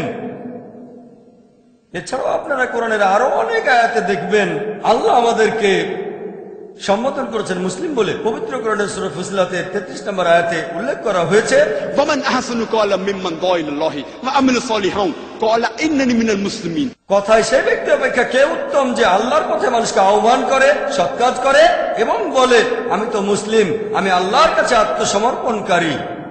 আল্লাহ বলেননি যে আমরা হানাফি বা শাফি বা হামলি বা মালিকি বা সালাফি বা আহলে হাদিস। আল্লাহ আমাদের বলেছেন ইন্নানি মিনাল মুসলিমিন, বলো আমি একজন মুসলিম।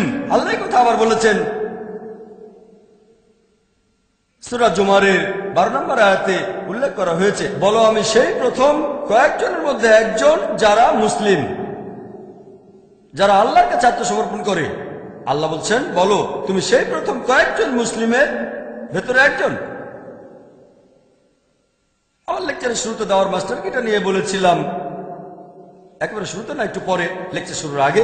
দাওয়ার মাস্টার কি হচ্ছে সূরা ইমরানের 64 নম্বর আয়াত, যেখানে উল্লেখ করা হয়েছে, কুল ইয়া আহলাল কিতাব বলো হে কিতাবীগণ, তাআলাউ ইলা কালিমাতিন সাওয়াইন বাইনানা বাইনাকুম, এসো সেই কথায় যা আমাদের ও তোমাদের মধ্যে এক। প্রথম সাদৃশ্য কি? আল্লাহ না'বুদা ইল্লাল্লাহ আমরা আল্লাহ ছাড়া কারো ইবাদত করি না, ওয়ালা নুশরিকা বিহি শাইয়্যান, আল্লাহর সাথে কাউকে শরীক করি না।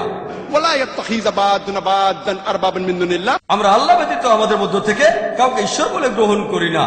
ফাইন তাওয়াল্লাউ, যদি তারা মুখ ফিরিয়ে নেয়, ফাকুলু শাদু বলো তোমরা সাক্ষী থাকো বিআন্না মুসলিমুন, যে আমরা মুসলিম, আল্লাহর কাছে আত্মসমর্পণ করি। যখন আমরা অমুসলিমদের সাথে কথা বলি, কোনো সমস্যা হলে ফাকুলু শাদু, তোমরা সাক্ষী থাকো যে আমরা মুসলিম, আল্লাহ তাআলার কাছে নিজের ইচ্ছাকে সমর্পণ করি। এরপর পবিত্র কোরআনে সূরা হজের 78 নম্বর আয়াতে উল্লেখ করা হয়েছে যে আল্লাহ আমাদের নামকরণ করেছেন মুসলিম। সব মিলিয়ে পবিত্র কোরআনে 7টি আয়াতে বলেছেন আল্লাহ তাআলা নিজেদের মুসলিম বলো, কুল কুল কুল, বলো তোমরা মুসলিম, বলো তোমরা মুসলিম। পবিত্র কোরআনে সূরা ফুসিলাতে 33 নম্বর আয়াতে উল্লেখ করা হয়েছে। এরপর সূরা জুমারের 12 নম্বর আয়াতে উল্লেখ করা হয়েছে, সূরা ইমরানের 64 নম্বর আয়াতে উল্লেখ করা হয়েছে, সূরা বাকারার 136 নম্বর আয়াতে উল্লেখ করা হয়েছে, এরপর সূরা আম্বিয়ার 108 নম্বর আয়াতে উল্লেখ করা হয়েছে, সূরা কাসাসের 53 নম্বর আয়াতে উল্লেখ করা হয়েছে, সূরা আনকাবুতের 46 নম্বর আয়াতে উল্লেখ করা হয়েছে। পবিত্র কোরআনে 7টি জায়গায় আল্লাহ বলেছেন, কুল বলো যে তোমরা মুসলিম, তোমরা বলো যে তোমরা মুসলিম। তাহলে মতভেদটা আসছে কোত্থেকে? তারা 4 জনে বিখ্যাত ইমাম, ইমাম আবু হানিফা, ইমাম মালিক, ইমাম শাফি, ইমাম আহমদ ইবনে হাম্বল। আমরা তাদের ভালোবাসি, সবাইকে শ্রদ্ধা করি, সবাইকে সম্মান করি, তারা বিখ্যাত বিশেষজ্ঞ। কিন্তু আমরা যদি এই ইমামদের জীবন কাহিনী পড়ি, তাহলে তাদের কথাগুলো আমরা বুঝতে পারবো সত্যিকার ভাবে। যদি ইমাম শাফির জীবন কাহিনী পড়েন, ইমাম আবু হানিফার জীবন কাহিনী পড়েন, তিনি আগে এসেছেন। তিনি জন্মেছিলেন 701 খ্রিস্টাব্দে সি খ্রিস্টিয়ান এরা, আর মারা গেছেন 767 খ্রিস্টাব্দে সি হিজরি 150 হিজরি সালে। তিনি বলেছেন, আবু ইউসুফের বর্ণনা অনুযায়ী, আবু হানিফার একজন ছাত্র, ইমাম আবু হানিফা বলেছেন যে হে ইয়াকুব, হে ইয়াকুব, তারা অভিশপ্ত হোক যারা আমার মতামতগুলো লিখে রাখে। কারণ আমি হয়তো আজকে কিছু বললাম, কালকে সেটা বাদ দিতে পারি।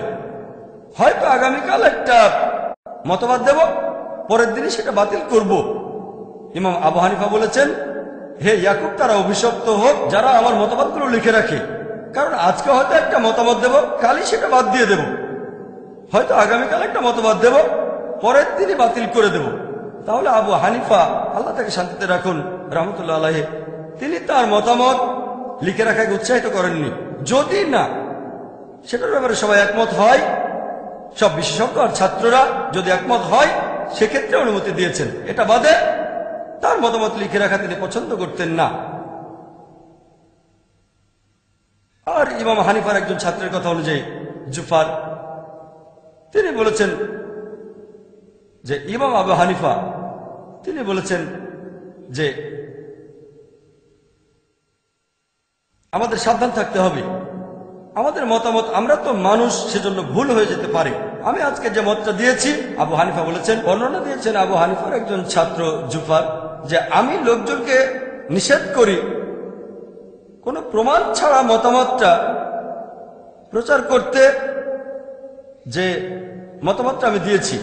আবু হানিফা বলেছেন যে আমি লোকজনকে নিষেধ করি কোন রকম প্রমাণ ছাড়া তারা যেন আমার মতামতগুলো প্রচার না করে।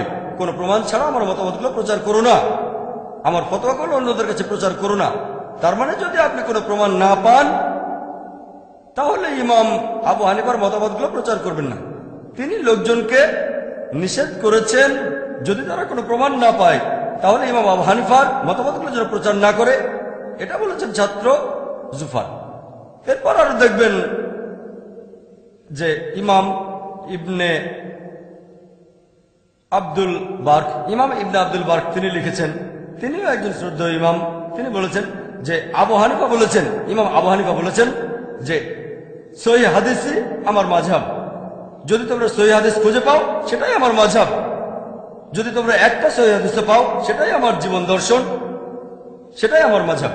আর আবু হানিফা রাদিয়াল্লাহু আনহুর এক ছাত্র মুহাম্মদের কথা অনুযায়ী বলেছেন, আবু হানিফা বলেছেন যে ইমাম আবু হানিফা বলেছেন, যদি আমার কোনো একটা ফতোয়া, আমার কোনো একটা মতামত আল্লাহর কিতাবের বিরুদ্ধে যায় এবং তার রাসূলের কথার বিরুদ্ধে যায়, আমার সে মতামত বাতিল করে দাও। তার মানে যদি ইমাম আবু হানিফার এমন কোন ফতোয়া পান যেটা আল্লাহ এবং রাসূলের বিরুদ্ধে যায়, কোরআন হাদিসের বিরুদ্ধে যায়, সেই ফতোয়া বাতিল করে দেন।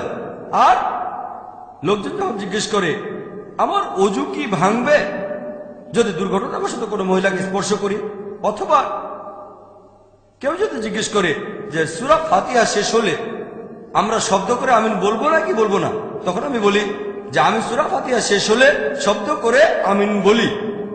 ধরেন ইমাম জামাতে পড়াচ্ছেন ফজরের নামাজ অথবা মাগরিব বা ইশার নামাজ, ইমাম যখন বললেন আমি শব্দ করে বলি আমিন।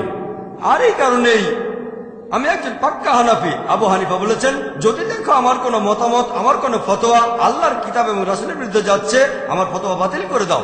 তাই আমি ইমাম হানিফার ফতোয়া বাতিল করছি যে শব্দ করে আমিন বলো না, আর আমি সূরা ফাতিহা শেষ হলে জোরে করে আমিন বলছি। এই কারণেই আমি একজন পাক্কা হানাফি। হানাফি শব্দের অর্থ যে ইমাম আবু হানিফার শিক্ষাকে অনুসরণ করে। তাই আমি বলবো আমি একজন পাক্কা হানাফি 100%। অন্যান্য হানাফিরা হয়তো 60 বা 70%। সহিহ হাদিস আমার মাযহাব। আর ইবনে ওয়াহাবের কথা অনুযায়ী তিনি বলেছেন একদিন কিছু লোক ইমাম মালিককে জিজ্ঞেস করলো যে ওযু করার সময় আমাদেরকে কি পায়ের আঙ্গুলের ভেতরেও খুব ভালো করে পরিষ্কার করতে হবে? ইমাম মালিক বললেন নবীজি এটা করতেন না, করার প্রয়োজন নেই। এরপর যখন সবাই চলে গেল, ইবনে ওয়াহাব ইমাম মালিককে বললেন, একটা হাদিসের উদ্ধৃতি দিলেন, সেই হাদিসটার বর্ণনা দিলেন। এখানে সম্পর্কে বলা হয়েছে যে আমাদের নবীজি ওযুর সময় তার পায়ের আঙ্গুলের ভেতরেও পরিষ্কার করতেন। ইমাম মালিক বললেন ঠিক, এটা তো ভালো হাদিস, সহিহ হাদিস। পরবর্তীতে যদি কেউ ইমাম মালিককে প্রশ্ন করত যে ওযু করার সময় কি আমরা পায়ের আঙ্গুলের ভেতরে পরিষ্কার করব, তিনি বলতেন হ্যাঁ, মতামতটা বদলে ফেললেন। তাহলে সহিহ হাদিসে যা বলা হয়েছে তার মতামতটা সেই অনুযায়ী হবে। আর ইমাম মালিক, আল্লাহ তাকে শান্তিতে রাখুন, তিনি বলেছেন যে আমি তো একজন মানুষ, আমার ভুল হতে পারে, মাঝে মধ্যে আমার কথা সঠিক, আমার মতামতটা ভুল হতে পারে, আর মাঝে মধ্যে আমি সঠিক। তবে আমার কোনো মতামত যদি আল্লাহ এবং তার রাসূলের বিরুদ্ধে যায়, আমার মতামত বাতিল করে দাও। একই কথা যদি ইমাম মালিকের কোনো মতামত, ইমাম মালিক রাদিয়াল্লাহু আনহু নিজেই বলেছেন, আল্লাহ তাকে শান্তিতে রাখুন, যদি দেখো আমার কোনো মতামত, আমার কোনো ফতোয়া আল্লাহ এবং রাসূলের বিরুদ্ধে যাচ্ছে, আমার ফতোয়া বাতিল করে দাও, সেটাকে বাতিল করে দাও। তাহলে মালিকিরা যখন নামাজ আদায় করে তারা হাত দুটো ঝুলিয়ে রাখে। কিন্তু যদি আমরা আবু দাউদের হাদিস পড়ি, 1 নম্বর খণ্ড 755 নম্বর হাদিস আর 757 নম্বর হাদিস বলছে যে তোমরা হাত বাঁধবে নাভির নিচে। তবে এটা জয়ীফ হাদিস, এই দুটো জয়ীফ হাদিস। এটা বলেছেন ইমাম আবু দাউদ। আবু দাউদ 1 নম্বর খণ্ড 756 নম্বর হাদিস বলছে তোমরা নাভির উপরে হাত বাঁধো। এটার ভিত্তি জয়ীফ হাদিসটা চেয়ে বেশ শক্ত। কিন্তু পরের হাদিসটা আবু দাউদ 1 নম্বর খণ্ড 758 নম্বর হাদিস, বলা হয়েছে যে নামাজ আদায় করার সময় তোমরা হাত বাঁধবে তোমাদের বুকের উপর। বলা হয়েছে এটা আরো শক্ত হাদিস, যদিও এটা মুরসাল হাদিস। মুরসাল মানে এখানে কিছু অংশ বাদ দেওয়া হয়েছে, কিন্তু তাফসিরে বলা হয়েছে এটা অন্যান্য হাদিসের চেয়ে বেশ মজবুত হাদিস। আপনারা যদি ইবনে খুজাইমার হাদিস পড়েন, সেখানেও বলা হয়েছে নবীজি সাল্লাল্লাহু আলাইহি সাল্লাম বুকের কাছে হাত বাঁধতেন। এমনকি এটাও একটা মুরসাল হাদিস, কিন্তু অন্যান্য হাদিসের পাশাপাশি শেখ নাসিরউদ্দিন আলবানী তিনি বলেছেন এটা সহিহ হাদিস। তাহলে নামাজের সময় হাত কোথায় রাখবেন এ ব্যাপারে মজবুত হাদিস হচ্ছে বুকের কাছে হাত বাঁধেন। তাই আমি যখন নামাজ পড়ি আমি হাত রাখি আমার বুকের উপর। সেজন্যই বলেছি আমি একজন পাক্কা মালিকি। ইমাম মালিক বলেছেন যদি দেখো আমার কোনো ফতোয়া আল্লাহ এবং রাসূলের বিরুদ্ধে যাচ্ছে, আমার সে ফতোয়া বাতিল করে দাও। এখন যদি মালিকিরা বলে ইমাম মালিক বলেছেন তোমাদের বুকের কাছে হাত বাঁধো।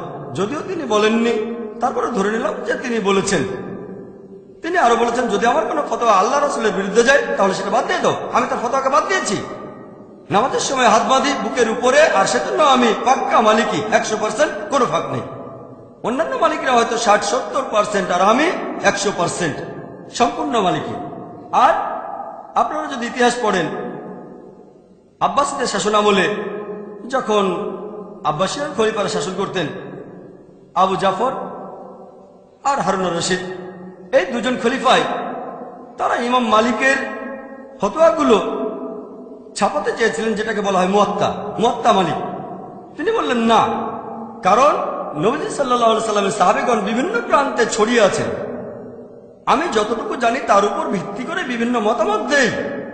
যেহেতু নবীজি সাল্লাল্লাহু আলাইহি সাল্লামের সাহাবীগণ পৃথিবীর বিভিন্ন প্রান্তে ছড়িয়ে আছেন, আমি নিশ্চিতভাবে বলতে পারি না যে আমার মতামতে সঠিক কিনা। সেজন্য তিনি তার মুয়াত্তা লেখার জন্য খলিফাদেরকে অনুমতি দেননি। তার ফতোয়াকে তিনি সেই দেশের আইন বলে মেনে নিতে রাজি হননি। চিন্তা করেন, ইমাম মালিক ব্যাপারটাকে এভাবেই দেখতেন।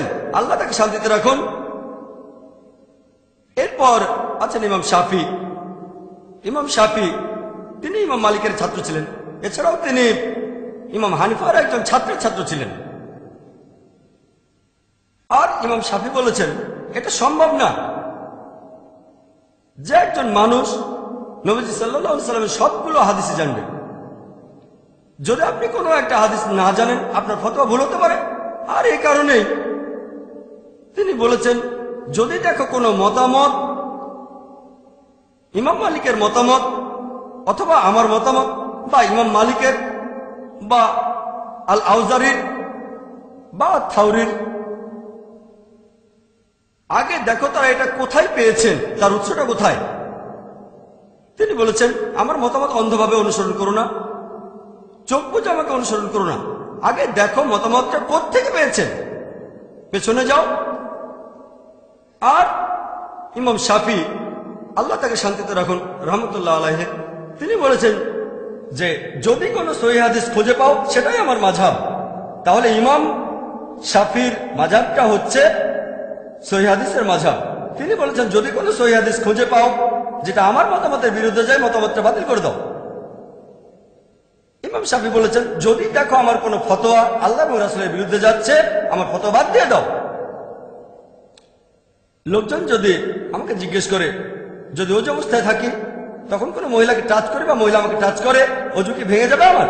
আমি বলবো না, এতে ওযু ভাঙবে না, কারণ বেশ কিছু সহিহ হাদিস আছে আবু দাউদ এবং সহিহ মুসলিমে যে ওযু ভেঙে যাবে না। তাহলে এজন্য আমি পাক্কা শাফি।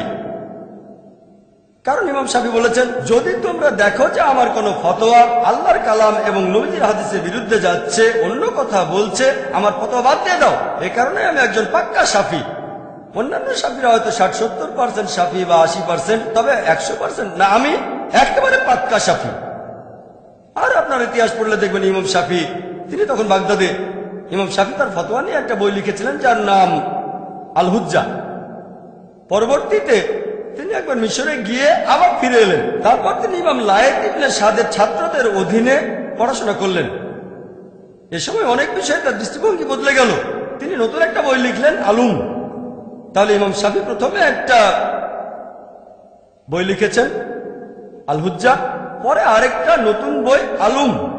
তার মানে ইমাম শাফি যখন ইমাম লায়েতের ছাত্রের কাছে পড়েছেন, মানুষের একটা ভুল ধারণা আছে যে ইমাম মাত্র 4 জন, আর অনেক আছেন। এই 4 জন ইমাম তারা অনেক জনপ্রিয়, কারণ তাদের ছাত্ররা তাদের কথা প্রচার করেছেন। এছাড়াও আরো ইমাম ছিলেন, যেমন ইমাম লায়েত ইবনে সাদ। ইমাম শাফি একটা কথা বলেছিলেন, যদিও তিনি ইমাম মালিকের ছাত্র ছিলেন, তিনি বলেছেন যে ইমাম লায়েতের ফিকা সম্পর্কে যে জ্ঞান আছে সেটা ইমাম মালিকের চেয়ে অনেক বেশি। ইমাম শাফি এটা বলতে পারেন, আমরা পারি না। এছাড়াও আরো অনেক ইমাম আছেন।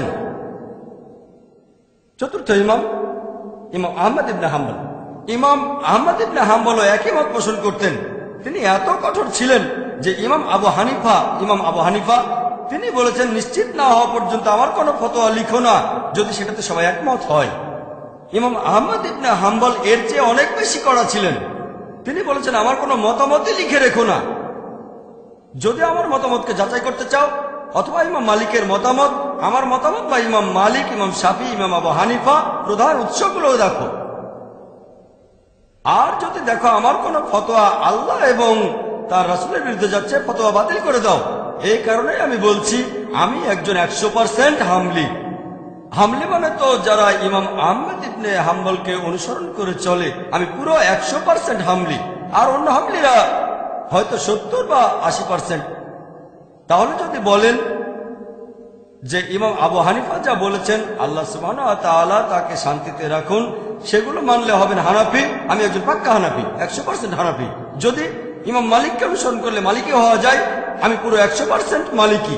আর যদি ইমাম শাফিকে অনুসরণ করলে শাফি হওয়া যায়, আমি 100% শাফি। আর যদি ইমাম আহমদ ইবনে হাম্বলকে মেনে চললে হামলি হওয়া যায়, আমি তাহলে 100% পাক্কা হামলি।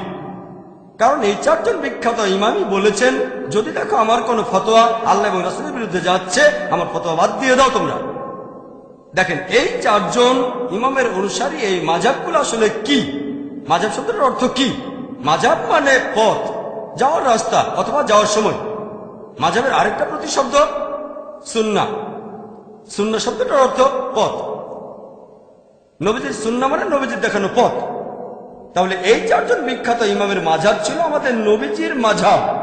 চারজন ইমামই বলেছেন যদি কোনো সহিহ হাদিস পাও আমার ফতোয়া বাদ দাও। তার মানে এই চারজন ইমাম তাদের মাযহাব ছিল আমাদের রাসূলের মাযহাব। সহজ, রাসূলের দেখানো পথ। ইমাম আবু হানিফা রাদিয়াল্লাহু আনহু, আল্লাহ তাকে শান্তিতে রাখুন, তিনি নতুন করে হানাফি মাযহাব বলে কিছু চালু করেননি। ইমাম মালিকি মাযহাব নামে নতুন কিছু চালু করেননি। ইমাম শাফি নতুন করে শাফি মাযহাব চালু করেননি তিনি। ইমাম আহমদ ইবনে হাম্বল তিনি হামলি মাযহাব নামে নতুন কিছু চালু করেননি। তারা সবাই নবীজির মাযহাব অনুসরণ করেছেন। খ্রিস্টানদের মধ্যেও এরকম একটা ভুল ধারণা আছে, যীশু খ্রিস্ট খ্রিস্টান ধর্ম প্রচার করতে আসেননি, তিনি এসেছিলেন ইসলাম প্রচার করতে। একইভাবে এই চারজন ইমামের সবাই এসেছিলেন আমাদের জ্ঞান দিতে, আল্লাহ এবং রাসূলের বিভিন্ন নির্দেশের ব্যাখ্যা দিতে। তারা নবীজি সাল্লাল্লাহু আলাইহি ওয়াসাল্লামের মাযহাব ছাড়া অন্য কোনো মাযহাবে ছিলেন না।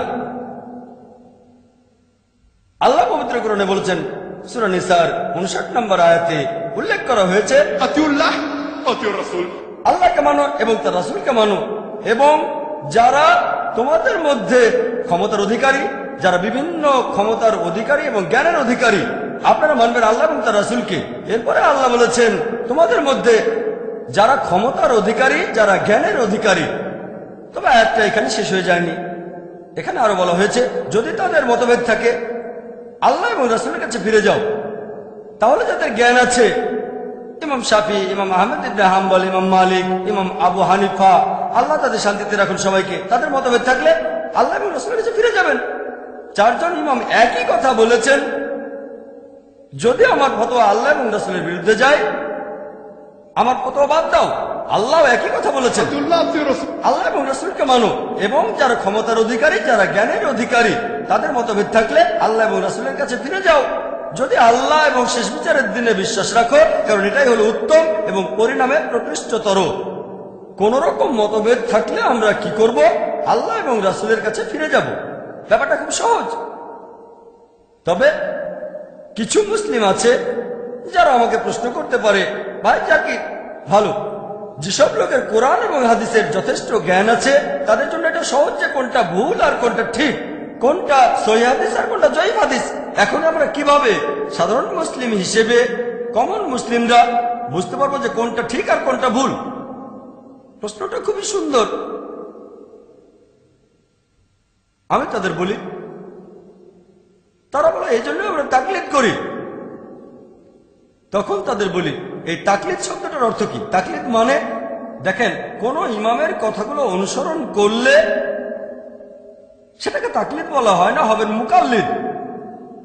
যদি আপনি প্রমাণ করে দেখান আপনার ইমাম ভুল করেছেন, তারপর সেটা শুধরে দিলেন, তখনও আপনি থাকবেন মুকাল্লিদ। যেমন ধরেন, যদি আপনার মায়ের হার্টে কোনো সমস্যা থাকে,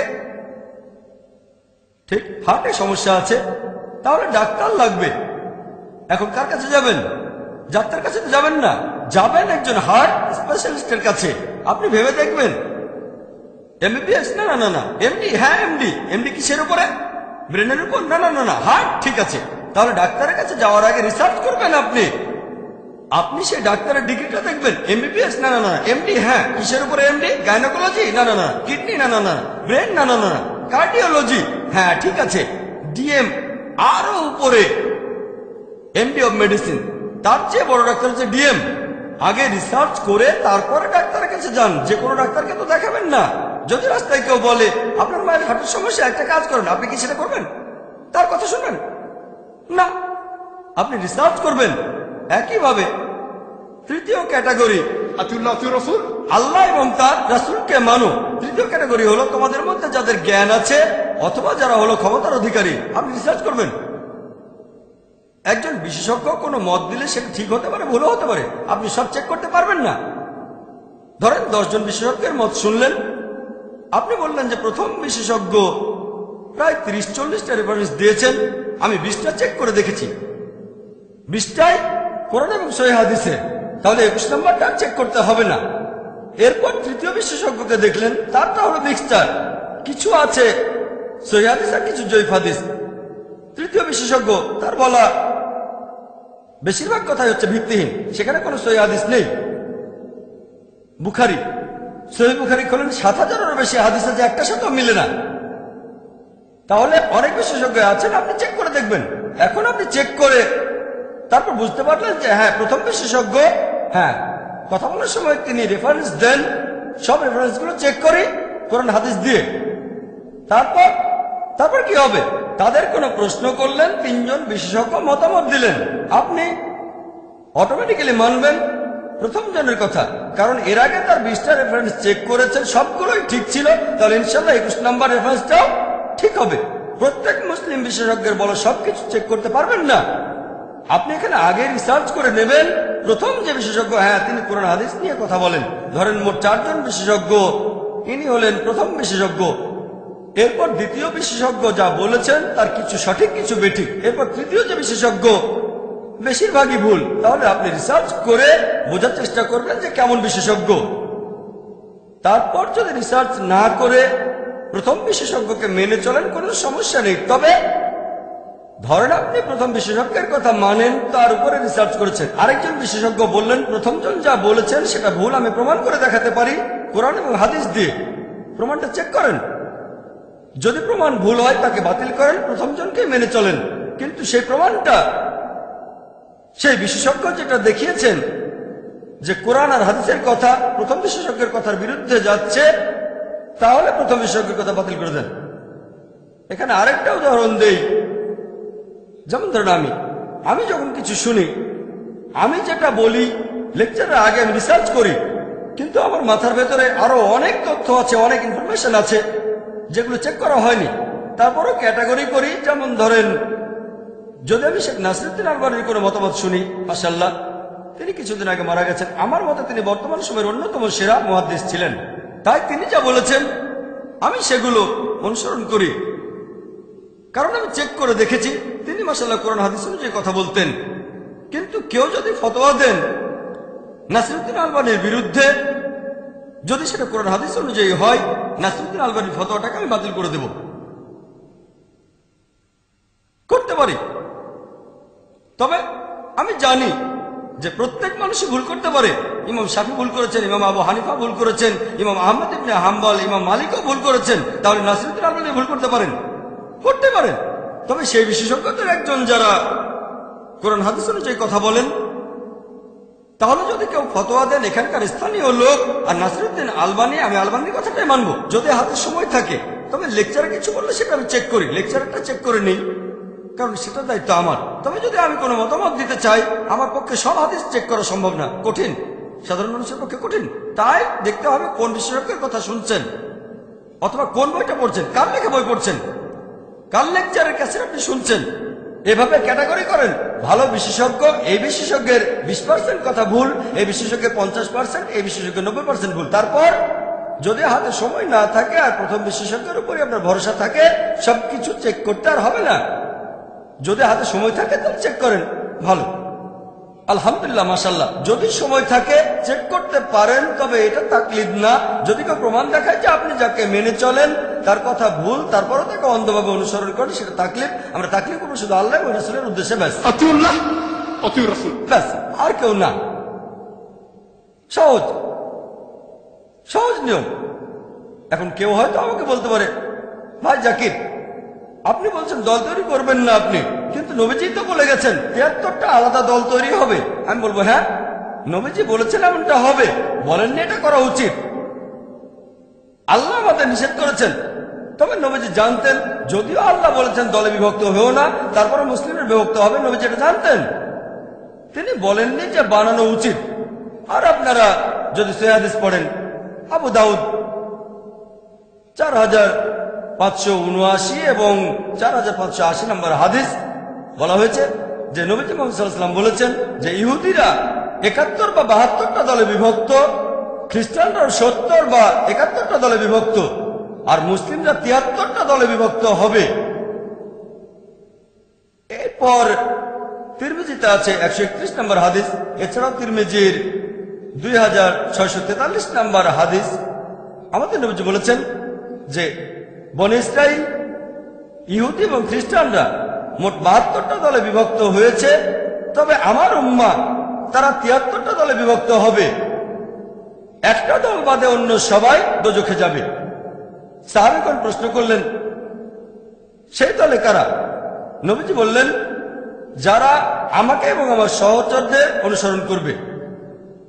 নবীজি বলেছেন ৭৩টা দল তৈরি হবে, সবাই দোজখে যাবে, একটা দল বাদে, যারা নবীজি এবং সাহাবীগণকে অনুসরণ করবে। আরেকটা হাদিস আছে সহিহ বুখারীতে ৩ নম্বর খণ্ড ২৬৫২ নম্বর হাদিস। নবীজি বলেছেন, সবচেয়ে সেরা মানুষ হলো যারা আমার সময়টাতে ছিল, তার মানে সাহাবীগণ। এরপরে পরবর্তী প্রজন্ম, আর তারপরে তার পরের প্রজন্ম। নবীজি বলেছেন সবচেয়ে সেরা হলো তারা যারা আমার প্রজন্মে ছিল, সাহাবীগণ, তারপরে পরবর্তী প্রজন্ম অর্থাৎ তাবেঈন, এরপরে তারপরের প্রজন্ম, তবে তাবেঈন, শেষ। তাহলে আমরা যদি কিছু গ্রহণ করি সেটা নেব আমাদের নবীজির প্রজন্ম থেকে, মানে সাহাবীগণ, পরবর্তী প্রজন্ম তাবেঈন, এরপরে তাবে তাবেঈন, শেষ। এই ৩ প্রজন্ম, এনাদেরকে বলা হয় সালাফিস সালিহিন, অর্থাৎ ন্যায়নিষ্ঠ পূর্বপুরুষ অথবা ন্যায়নিষ্ঠ পূর্ববর্তীগণ। সালাফ মানে পূর্বপুরুষ, পূর্ববর্তী। তাহলে শরিয়ার মধ্যে, ইসলামিক শরিয়ায় সবচেয়ে গুরুত্বপূর্ণ ক্যাটাগরি মোট ৪টা। এর মধ্যে সবচেয়ে গুরুত্বপূর্ণ পবিত্র কোরআন, আল্লাহ তাআলার কালাম। যদি কোনো কিছু খোঁজেন আর কোরআনে না পান, তাহলে পরের উৎসে চলে যাবেন, সেটা হচ্ছে হাদিস, সহিহ হাদিস, আমাদের নবীজির হাদিস। হাদিসগুলোর মধ্যে নবীজি যে নির্দেশগুলো দিয়েছেন সেগুলোর গুরুত্ব তার কাজের চেয়ে বেশি। যদি নবীজির কথা আর কাজে পার্থক্য থাকে, কথার গুরুত্ব বেশি। তৃতীয় উৎস, সেটা সাহাবীগণ, ইজমা। 3টা প্রজন্ম, সাহাবীগণ, তাবেঈন, তাবে তাবেঈন, ইজমা। সাহাবীগণের কয়েকজনের মতামত, সেটা একজনের মতামতের চেয়ে বেশি গুরুত্ব পাবে। তারপর তাবেঈন, তাবে তাবেঈন। আর একেবারে শেষ উৎস হলো কিয়াস। যদি প্রথম 3টা উৎস থেকে কিছু না পান, কোরআনে পেলেন না, হাদিসে পেলেন না, তারপরে এই 3টা প্রজন্মের জীবন কাহিনীতেও কিছু পেলেন না, তখন ব্যবহার করবেন কিয়াস, সাদৃশ্য দেখে অনুমান করা। About every move you make, it's time to share and to declare the hope of my heart won't break.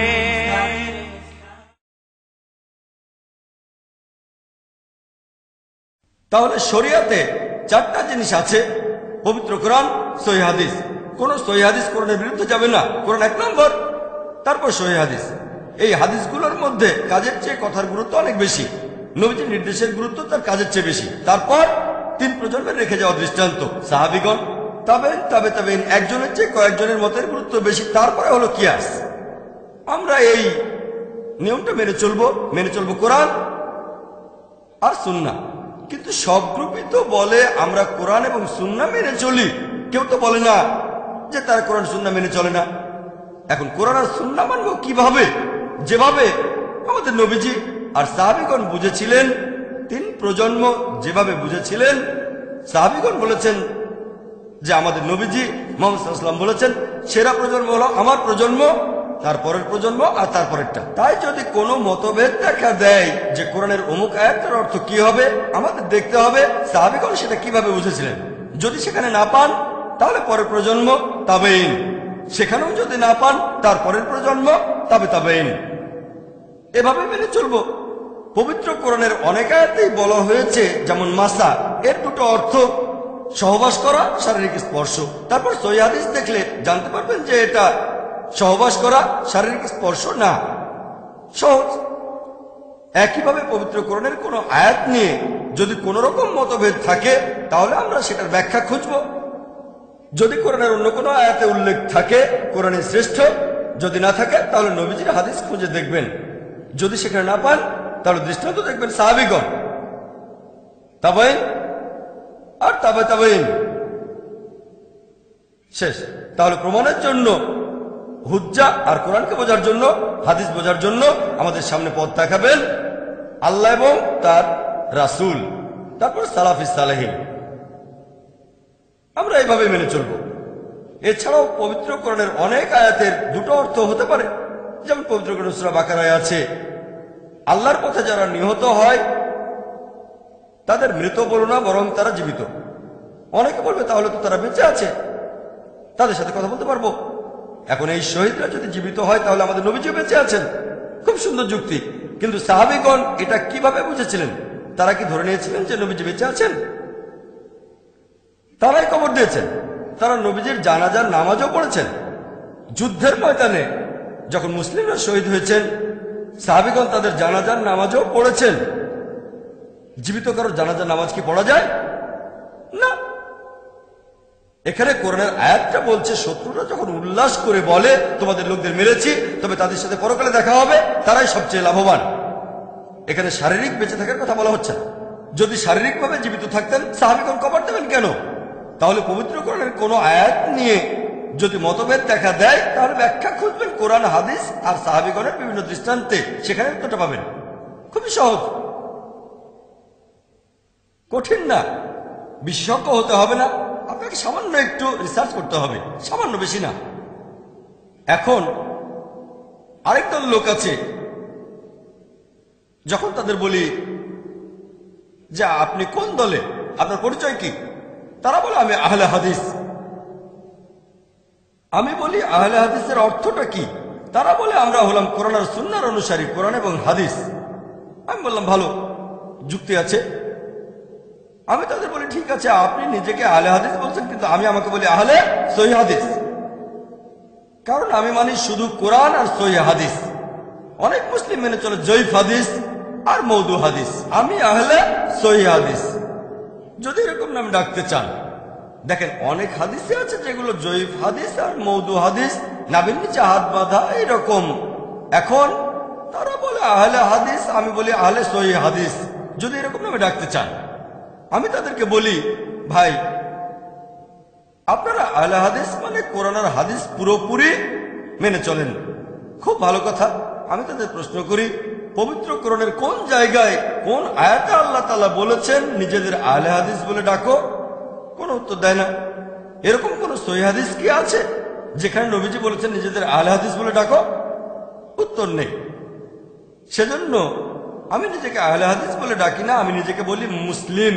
সেজন্য আমি পাক্কা আহলে হাদিস। আপনারা হলেন আংশিক 90-95% অথবা 98%। আমি পুরোপুরি আহলে হাদিস, আহলে সহিহ হাদিস। আপনারা কি বলেন? আপনি যদি কোরআন এবং হাদিস মেনে চলেন, কোরআনের কোন আয়াতে আল্লাহ তাআলা কি বলেছেন আহলে হাদিস বলে ডাকো? কোন সহিহ হাদিসও বলছে না যে নবীজি বলেছেন নিজেদের আহলে হাদিস বলো।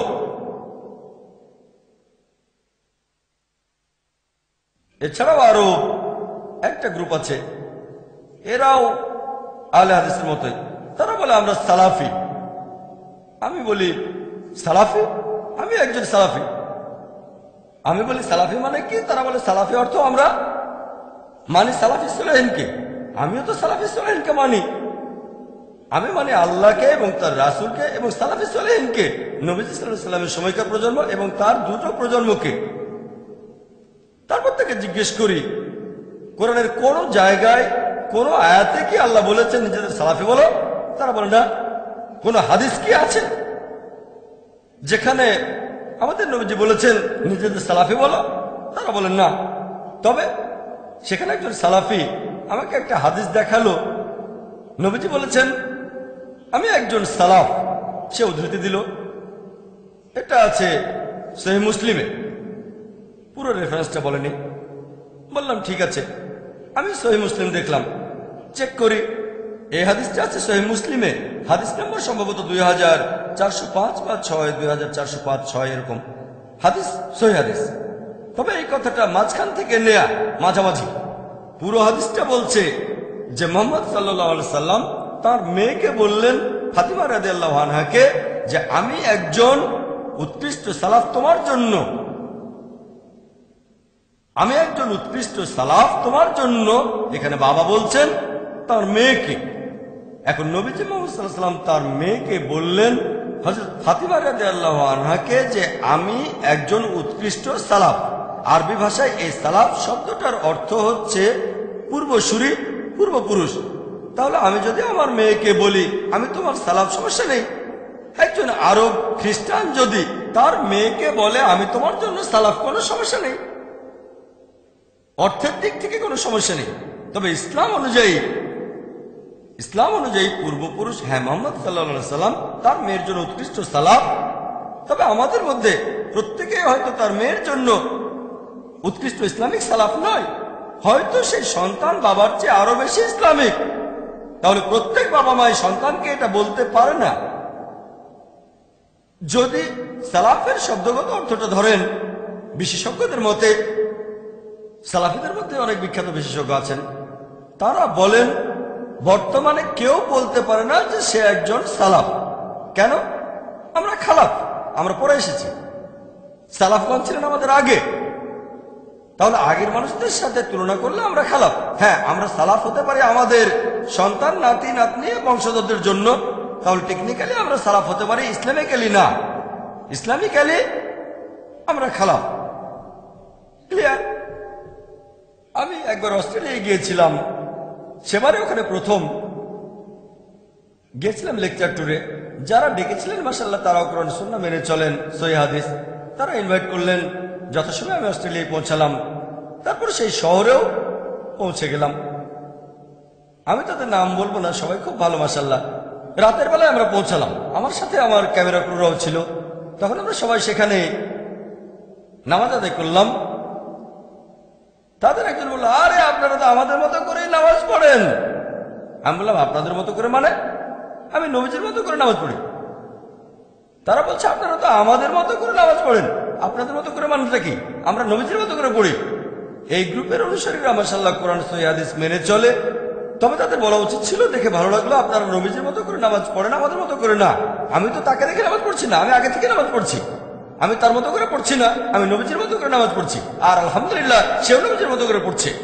তার বলা উচিত ছিল, দেখে ভালো লাগছে, নবীজির মতো করে নামাজ পড়ছেন। কিন্তু সে বলল, আরে আপনারা তো আমাদের মতো করেই পড়ছেন, খুব খুশি। তারা আগে আমার ভিডিও ক্যাসেট দেখেছিল। ডক্টর জাকির কম্পারেটিভ রিলিজিয়ন নিয়ে যে কথাগুলো বলেছে সেগুলো সঠিক, কিন্তু আমার আকীদা তারা জানে না, যে আমার ধর্মবিশ্বাস কেমন। সেজন্য তারাও বেশি উৎসাহ দেখায়নি। তবে দেখেছে আমি কম্পারেটিভ রিলিজিয়নের উপর একজন স্পেশালিস্ট, ক্যাসেটে ভুল কিছু খুঁজে পায়নি। কিন্তু তারা আমার আকীদা জানে না কিভাবে নামাজ পড়ি। তাই কিছুটা না জানে আমন্ত্রণ করলো। তারপর নামাজ পড়তে দেখে খুব খুশি হলো, আপনারা তো আমাদের মতো করে পড়েন। বললাম, না, নবীজির মতো করে পড়ি। তবে তারা সবাই খুব ভালো মাশাআল্লাহ। সেখানে আমি কিছু লেকচার দিলাম। তারপর যখন ডিনার খেতে বসলাম আমরা, তখন আমরা আলোচনা করলাম। সেখানেও আমি আজকের মতোই বললাম, আমি একজন পাক্কা হানাফি, পাক্কা শাফি, পাক্কা হামলি, পাক্কা আহলে হাদিস। যখন সালাফি প্রসঙ্গ আসলো, বললাম আমি পাক্কা সালাফি।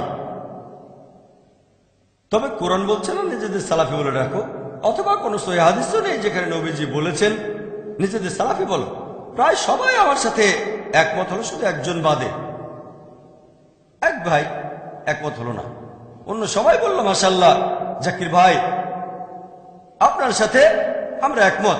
একজন ভাই আমাকে প্রশ্ন করলো, ভাই জাকির, শেখ নাসিরুদ্দিন আলবানীর নাম শুনেছেন? বললাম হ্যাঁ, তাকে চিনি। তাকে কেমন মনে করেন? বললাম মাশাআল্লাহ, উনি আমাদের সময় শ্রেষ্ঠ মুহাদ্দিসদের একজন, কয়েক বছর আগের কথা।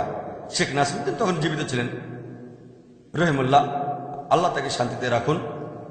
আচ্ছা, তার কথা মানেন? হ্যাঁ, তিনি বিখ্যাত বিশেষজ্ঞ, তাকে শ্রদ্ধা করি, ভালোবাসি, তাকে সম্মান করি। আচ্ছা, আমি ওনার কথার উদ্ধৃতি দিচ্ছি।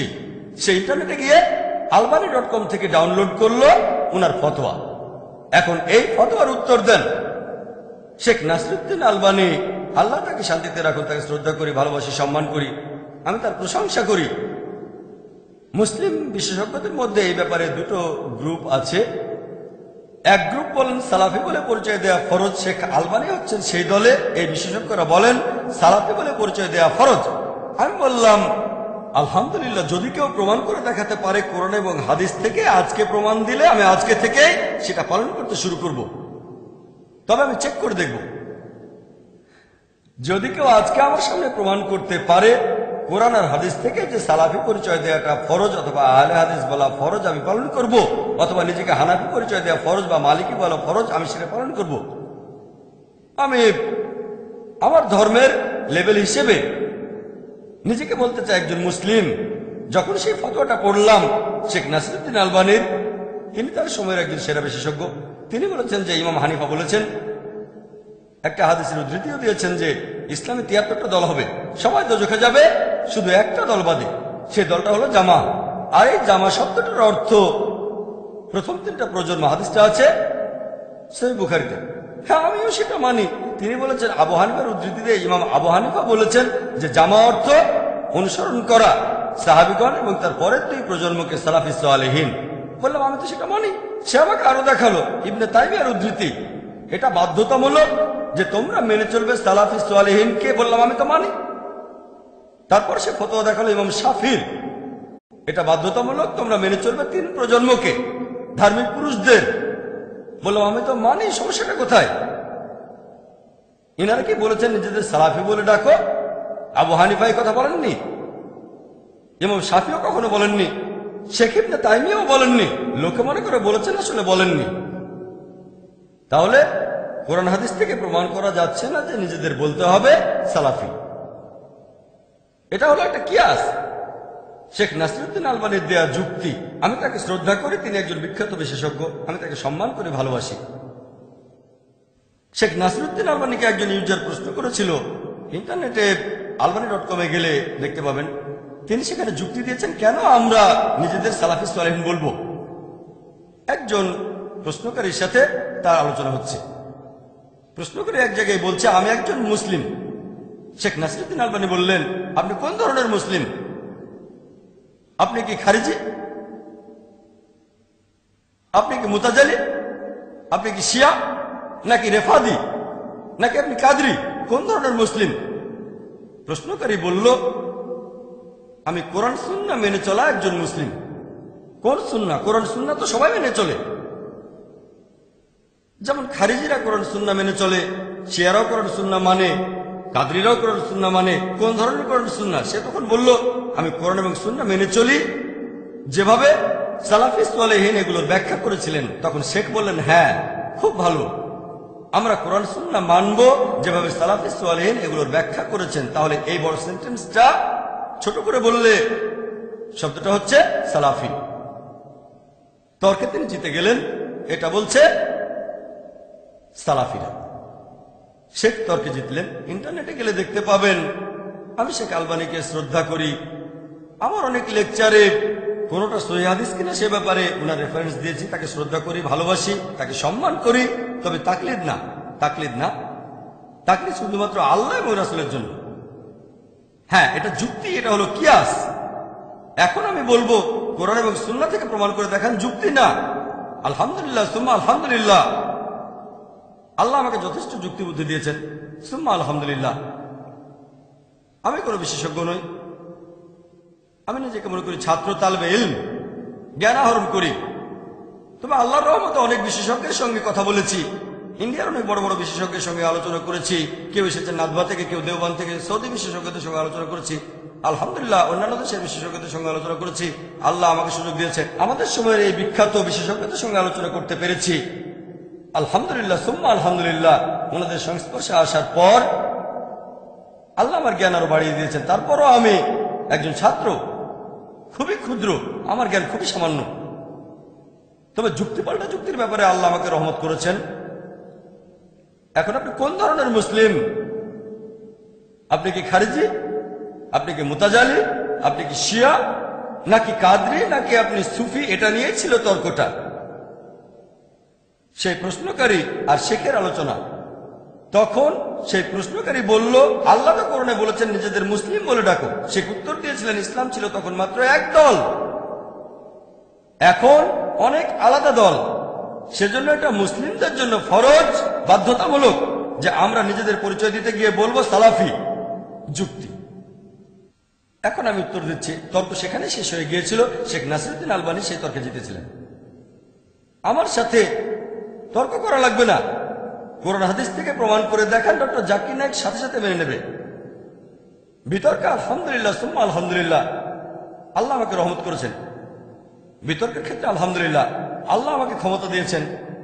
এখন আমি উত্তর দিচ্ছি। শেখ আলবানীকে আমি শ্রদ্ধা করি, আমি ওনার কাছে একেবারে তুচ্ছ।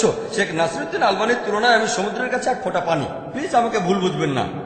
আমার অনেক লেকচারে ওনার রেফারেন্স দিয়েছে মাশাআল্লাহ, তাই আমাকে ভুল বুঝবেন না। ওনাকে শ্রদ্ধা করে ভালোবাসি, তবে তাকলিদ নেই। আমি বলবো, আচ্ছা আপনারা যদি আমাদের নবীজির জীবন কাহিনী দেখেন, উনি কোনো হাদিসে বলেননি, পবিত্র কোরআনে এমন কোনো আয়াতও দেখাননি যে নিজেদের সালাফি বলতে হবে। সেজন্য আমি বলবো না। এখন যুক্তি। আমাদের নবীজির সময়ও অনেক ভণ্ড লোক ছিল, মুনাফিক। ঠিক, তারা ছিল মুনাফিক। সাহাবীগণ নামটা বদলাননি তাদের। এরপরে ছিল খারিজি, খাওয়ারিজ, খারিজাই। তারা নিজেদেরকে বলতো খারিজি, লোকজনের লেভেল দিয়েছিল। সাহাবীগণ তাদের বলতেন মুসলিম। সাহাবীগণকে বলেছেন তাদের নতুন নাম দাও না, সাহাবীগণ তারপরও তাদের বলেছেন মুসলিম। তারপর আছে মুতাজিলা, তাদেরকেও সবাই বলতো মুসলিম।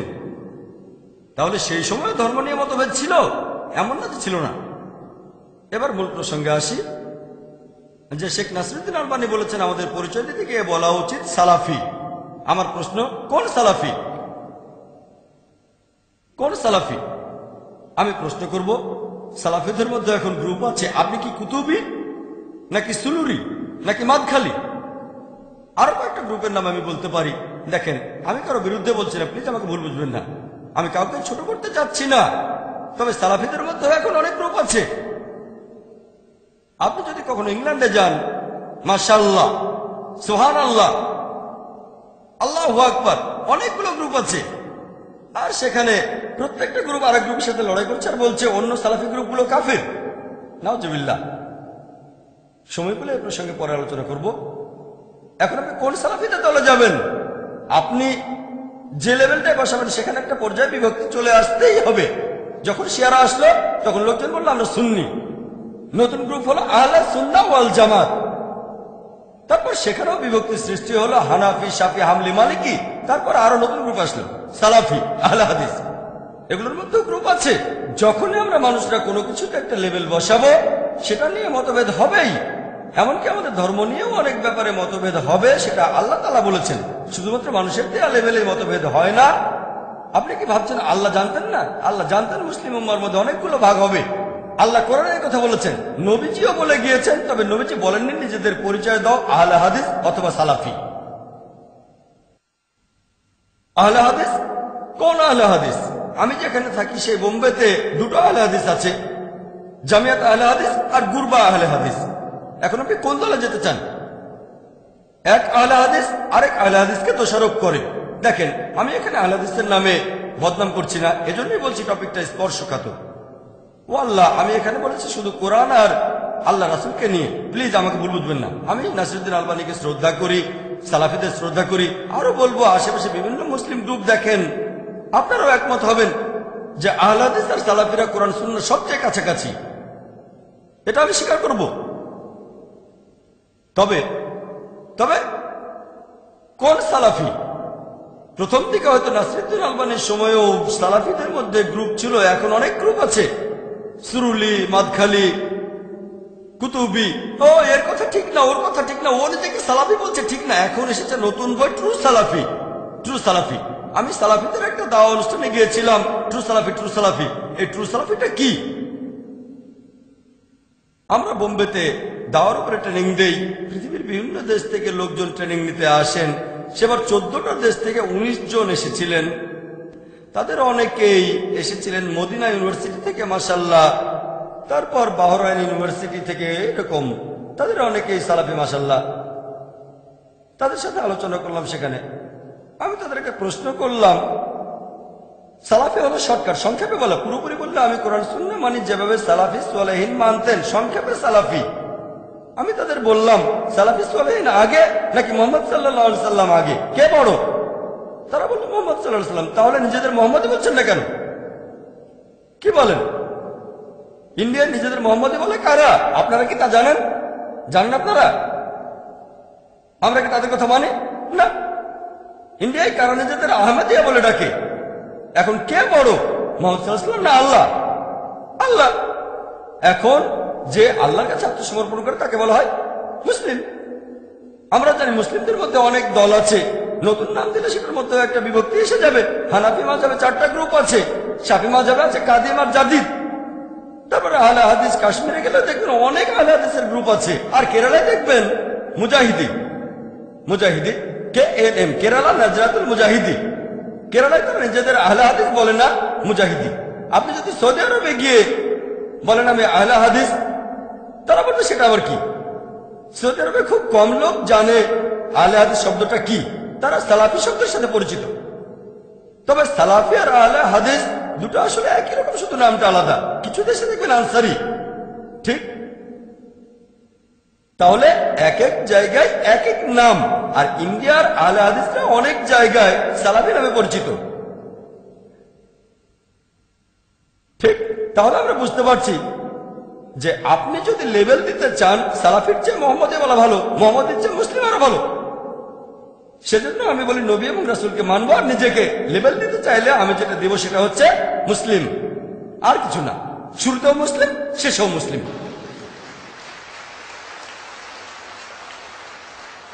আমি কোনো মুসলিম ভাইকে ছোট করছি না, হোক হানাফি, শাফি, হামলি, মালিকি, আহলে হাদিস। আনটিল হোয়েন উই ডিফার, এই বইটা লিখছেন শেখ ওতাইমি। আপনারা আমাদের এখানে বইটা পাবেন। আনটিল হোয়েন উই ডিফার 34 পৃষ্ঠায় শেখ ওতাইমিকে একজন ইন্ডিয়ান প্রশ্ন করল, আমাদের এই দেশে অনেকে নিজেদের বলে ইখওয়ানি আর তাবলিগি, এরা কি সত্যের পথে আছে নাকি ভুল পথে? শেখ ওতাইমি উত্তরে বললেন, যদি কেউ ইসলাম প্রচারের সময় পরিচয় দিতে গিয়ে বলে ইখওয়ানি, তাবলিগি বা সালাফি, সে ভুল পথে আছে। তাহলে প্রশ্নের মধ্যে সালাফি শব্দটা ছিল না, শেখ ওতাইমি সেখানে শব্দটা যোগ করলেন। যদি কেউ নিজেকে ইখওয়ানি, তাবলিগি বা সালাফি বলে ইসলাম প্রচারের সময়, তাহলে সে ভুল পথে আছে। এই কথাটা কিন্তু আমি বলিনি, ডক্টর জাকির নায়েক কিছুই না ইসলামে, আমি শূন্য। শেখ ওতাইমি মাশাআল্লাহ অনেক বিখ্যাত। শেখ ওতাইমির ফতোয়াটা শুধু আমি মেনে চলছি। কোন সালাফি যদি আমাকে দোষারোপ করেন, তাহলে শেখ ওতাইমিকেও দোষারোপ করতে হবে। তবে সালাফিদের ওয়েবসাইটে গেলে আপনারা দেখবেন তারা বলছেন যে শেখ ওতাইমিও বলেছেন নিজেদের সালাফি বলতে হবে। তিনি কি বলেছেন? বলেছেন সালাফি সালেহিনকে মেনে চলতে হবে। সে কথা তো আমিও বলি। এভাবে বললে শেখ ওতাইমিও আপত্তি করবেন না। তবে ধর্মপ্রচারের সময় যদি বলেন নিজেদের সালাফি বলতে হবে, তিনি বলেছেন এই কাজটা ভুল, ভুল কাজ। তাহলে শেখ নাসিরুদ্দিন আলবানী এক প্রান্তে ফরজ, শেখ ওতাইমি বলেছেন এটা ভুল। তবে দুজনে এটা মানেন। শেখ নাসিরুদ্দিন আলবানী আরো বলেছেন, যদি বলো সালাফি আর ভাবো তুমি শ্রেষ্ঠ, তাহলে সেটা ভুল। শেখ সালেহ ফারজানা বলেছেন, যদি ভাবো সালাফি বলে তুমি শ্রেষ্ঠ, তাহলে সেটা ভুল। তাহলে যে বিশেষজ্ঞরা বলেছেন সালাফি পরিচয় দেওয়াটা ফরজ, তারাও বলেছেন যদি বলো সালাফি আর ভাবো আমি শ্রেষ্ঠ, আমি বেহেশতে যাব, অন্যরা যেতে পারবে না, সেটা ভুল। শেখ সালেহ ফারজান, শেখ নাসিরুদ্দিন আলবানী, শেখ বিন বাজ, শেখ ওতাইমি বলেছেন যে সালাফি বলে পরিচয় দেওয়াটা উচিত না। আমি শেখ ওতাইমির মতো কঠিন করে বলবো না। যদি জিজ্ঞেস করেন তাহলে বলবো মুসলিম পরিচয় দেওয়াটাই সবচেয়ে ভালো। যদি কেউ নিজেকে সালাফি বলে পরিচয় দেয়, কোন কোন ক্ষেত্রে সেটা মুবাহ, ভালো, শর্টকাট। আমি বলছি না এটা হারাম, আমি এটাকে হারাম বলছি না, তবে সবচেয়ে ভালো সেফ, 100% সেফ মুসলিম। এটা নিয়ে বিশেষজ্ঞদের কোনো মতভেদ হবে না। যদি কেউ সংক্ষেপে বলতে চায়, পুরো কথাটা হলো মানে কোরআন, সুন্নাহ, সালাফি, সালেহীন, শুধু এটা বোঝানোর ক্ষেত্রে। যদিও ব্যাপারটা এমন না, লোকজন বলে সালাফি বেহেশতে যাব, অন্য সবাই দোজখে যাবে, এভাবে বললে সেটা ভুল। সংক্ষেপে আমি এটাকে বলবো মুবাহ, এটা ফরজ না। আমি এখানে যার ফতোয়াটা মানব তিনি শেখ সালেহ মুনাজ্জিদ। শেখ সালেহ মুনাজ্জিদ বলেছেন, যদি এটা বোঝাতে চান যে আপনি উদ্ভাবনকারীদের দলের নন, তাহলে কোনো সমস্যা নেই। কিন্তু যদি কেউ বলে আমি সালাফি বলে শ্রেষ্ঠ, তাহলে সেটা ভুল। তিনি নবীজির একটা হাদিসের উদ্ধৃতি দিয়েছেন। নবীজি যখন মদিনায় ছিলেন, সেখানে আনসার আর মুহাজিরদের মধ্যে একটা কোন্দল হলো। মুয়াজ্জিন ডাক দিল, ও আনসার, তোমরা এখানে চলে এসো। আনসাররা তার কাছে চলে আসলো। তারপর মুয়াজ্জিন বলল, ও মুহাজির, আমাকে সাহায্য করো। নবীজি তার কাছে এসে বললেন, এই জাহেলিয়ার সম্বোধনটার কারণটা কি? এমনিতে আনসার বলে ডাকা কিন্তু খারাপ না, মুহাজির ডাকটাও খারাপ না, কিন্তু এখানে গ্রুপ তৈরি হচ্ছে। আনসার আমাকে সাহায্য করো, মুহাজির আমাকে সাহায্য করো। নবীজি বলেছেন এটা হলো জাহেলিয়ার সম্বোধন। আনসার একটা সুন্দর নাম, আনসার মানে সাহায্যকারী, আমাদের নবীজির সাহায্যকারী। মুহাজির মানে যারা হিজরত করেছে আল্লাহ এবং তার রাসূলের পথে, এটা সুন্দর নাম। তারপর নবীজি বলেছেন এটা হারাম, এটা নিজেকে শ্রেষ্ঠ বানানোর চেষ্টা। এটার উপর ভিত্তি করে আমি বলছি না সালাফি বলা হারাম, আমাকে ভুল বুঝবেন না। তবে সবচেয়ে ভালো হলো মুসলিম। যদি নিজেকে সালাফি বলেন আর কোথাও কোনো ভুল হয়ে যায়, তাহলে আপনি সমস্যায় পড়তে পারেন, দোজখে যেতে পারেন, বিপজ্জনক হতে পারে। যেহেতু নবীজি নিষেধ করেছেন সবচেয়ে সেফ, বলো আমি মুসলিম।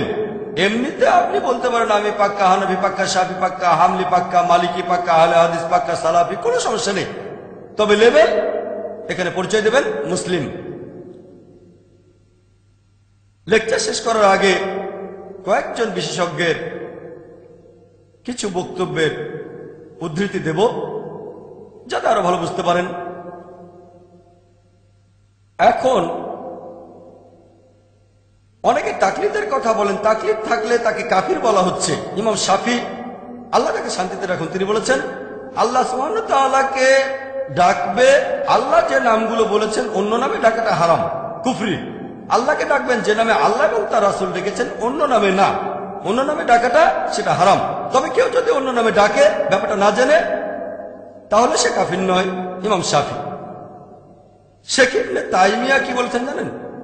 তিনি বলেছেন যদি কেউ কোন মানুষকে সেজদা করে আর মনে করে এটাই তার দিন, তাহলে সে অবিশ্বাসী নয়। শেখ ইবনে তাইমিয়া। যদি কেউ কোনো মানুষকে সেজদা করে, শেখ ইবনে তাইমিয়া বলেছেন যদি কেউ কোনো মানুষকে সেজদা করে, রক্ত মাংসের মানুষকে, আর ভাবে এটাই তার দিন, তাহলে সে অবিশ্বাসী না, যতক্ষণ না কেউ তাকে ব্যাখ্যা করে বলে, তারপরে সে মুখ ফিরিয়ে নেয়। শেখ ইবনে তাইমিয়া একজন বিশেষজ্ঞ। এছাড়াও আরো দেখবেন শেখ শাওখানি, তিনি বলেছেন যে যদি কেউ আল্লাহ ছাড়া অন্য কারোর সামনে নতজানু হয় ব্যাপারটা না জেনে, তাহলে সে অবিশ্বাসী নয়। মুহাম্মদ ইবনে ওয়াহাব, আল্লাহ তাকে শান্তিতে রাখুন, তিনি বলেছেন আমরা তাদেরকে অবিশ্বাসী বলি না, তাদের কাফির বলি না, যারা আব্দুল কাদিরের মূর্তি অথবা কবরের সামনে নতজানু হয়, অথবা যারা আহমেদ নাকদাওয়ের মূর্তি বা কবরের সামনে নতজানু হয়, তাহলে তাদের কিভাবে অবিশ্বাসী বলি যারা শিরক করে না? আমরা বলি আমরা অনেক জানি, আমরা অন্যদেরকে বলি কাফির কাফির ইত্যাদি। লেকচার শেষ করার আগে নবীজির দুটো হাদিসের কথা বলবো।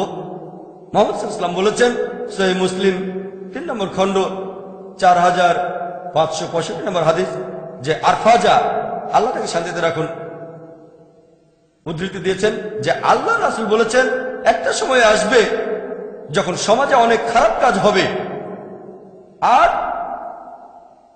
কখনো যদি কেউ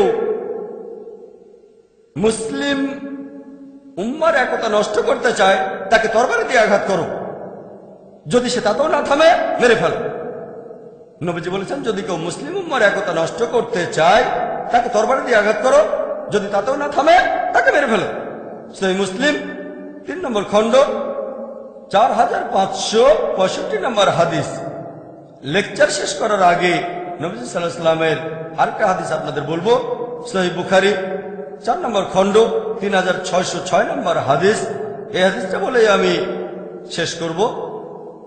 এখানে হুদায়ফা ইবনে ইয়ামান, আল্লাহ তাকে শান্তিতে রাখুন, তিনি বলেছেন লোকজন নবী সাল্লাল্লাহু আলাইহি ওয়াসাল্লামকে জিজ্ঞেস করতো কোন জিনিসটা ভালো, তবে আমি ভয় পেয়ে নবীজিকে জিজ্ঞেস করেছিলাম কোনটা খারাপ জিনিস। তিনি নবীজিকে জিজ্ঞেস করেছিলেন যে অজ্ঞানতার কারণে আমরা অনেক খারাপ কাজ করেছি, আল্লাহ আমাদের সঠিক পথে নিয়ে এসেছেন, এরপর কি আর কোনো খারাপ কাজ হবে? নবীজি বললেন হ্যাঁ খারাপ কাজ হবে। সেই খারাপের পর কি কিছু ভালো হবে? নবীজি বললেন হ্যাঁ, তবে সেটার মধ্যেও কিছু খারাপ জিনিস থাকবে। সাহাবীগণ তখন বললেন সেই খারাপটা কি? নবীজি বললেন তোমাদের মধ্যে কিছু লোক থাকবে যারা এমন কিছু জিনিস প্রচার করবে যেগুলো আমার সুন্নাহ নয়। সাহাবীগণ বললেন এটার পর আর কোনো খারাপ কাজ হবে? নবীজি বললেন হ্যাঁ, কিছু লোক থাকবে যারা তোমাদের দোজখে আমন্ত্রণ জানাবে। তখন হুদায়ফা, আল্লাহ তাকে শান্তিতে রাখুন, তিনি বললেন আমাদের কি করা উচিত? নবীজি তখন বললেন তোমরা তোমাদের মুসলিম দল আর নেতাকে আঁকড়ে ধরে থাকো। সাহাবীগণ বললেন কোন মুসলিম দল আর নেতা না থাকলে কি করব?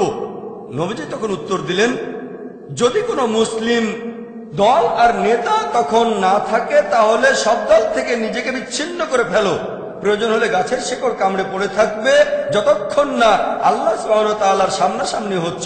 ওয়া আখিরু দাওয়ানা আলহামদুলিল্লাহি রাব্বিল আলামিন।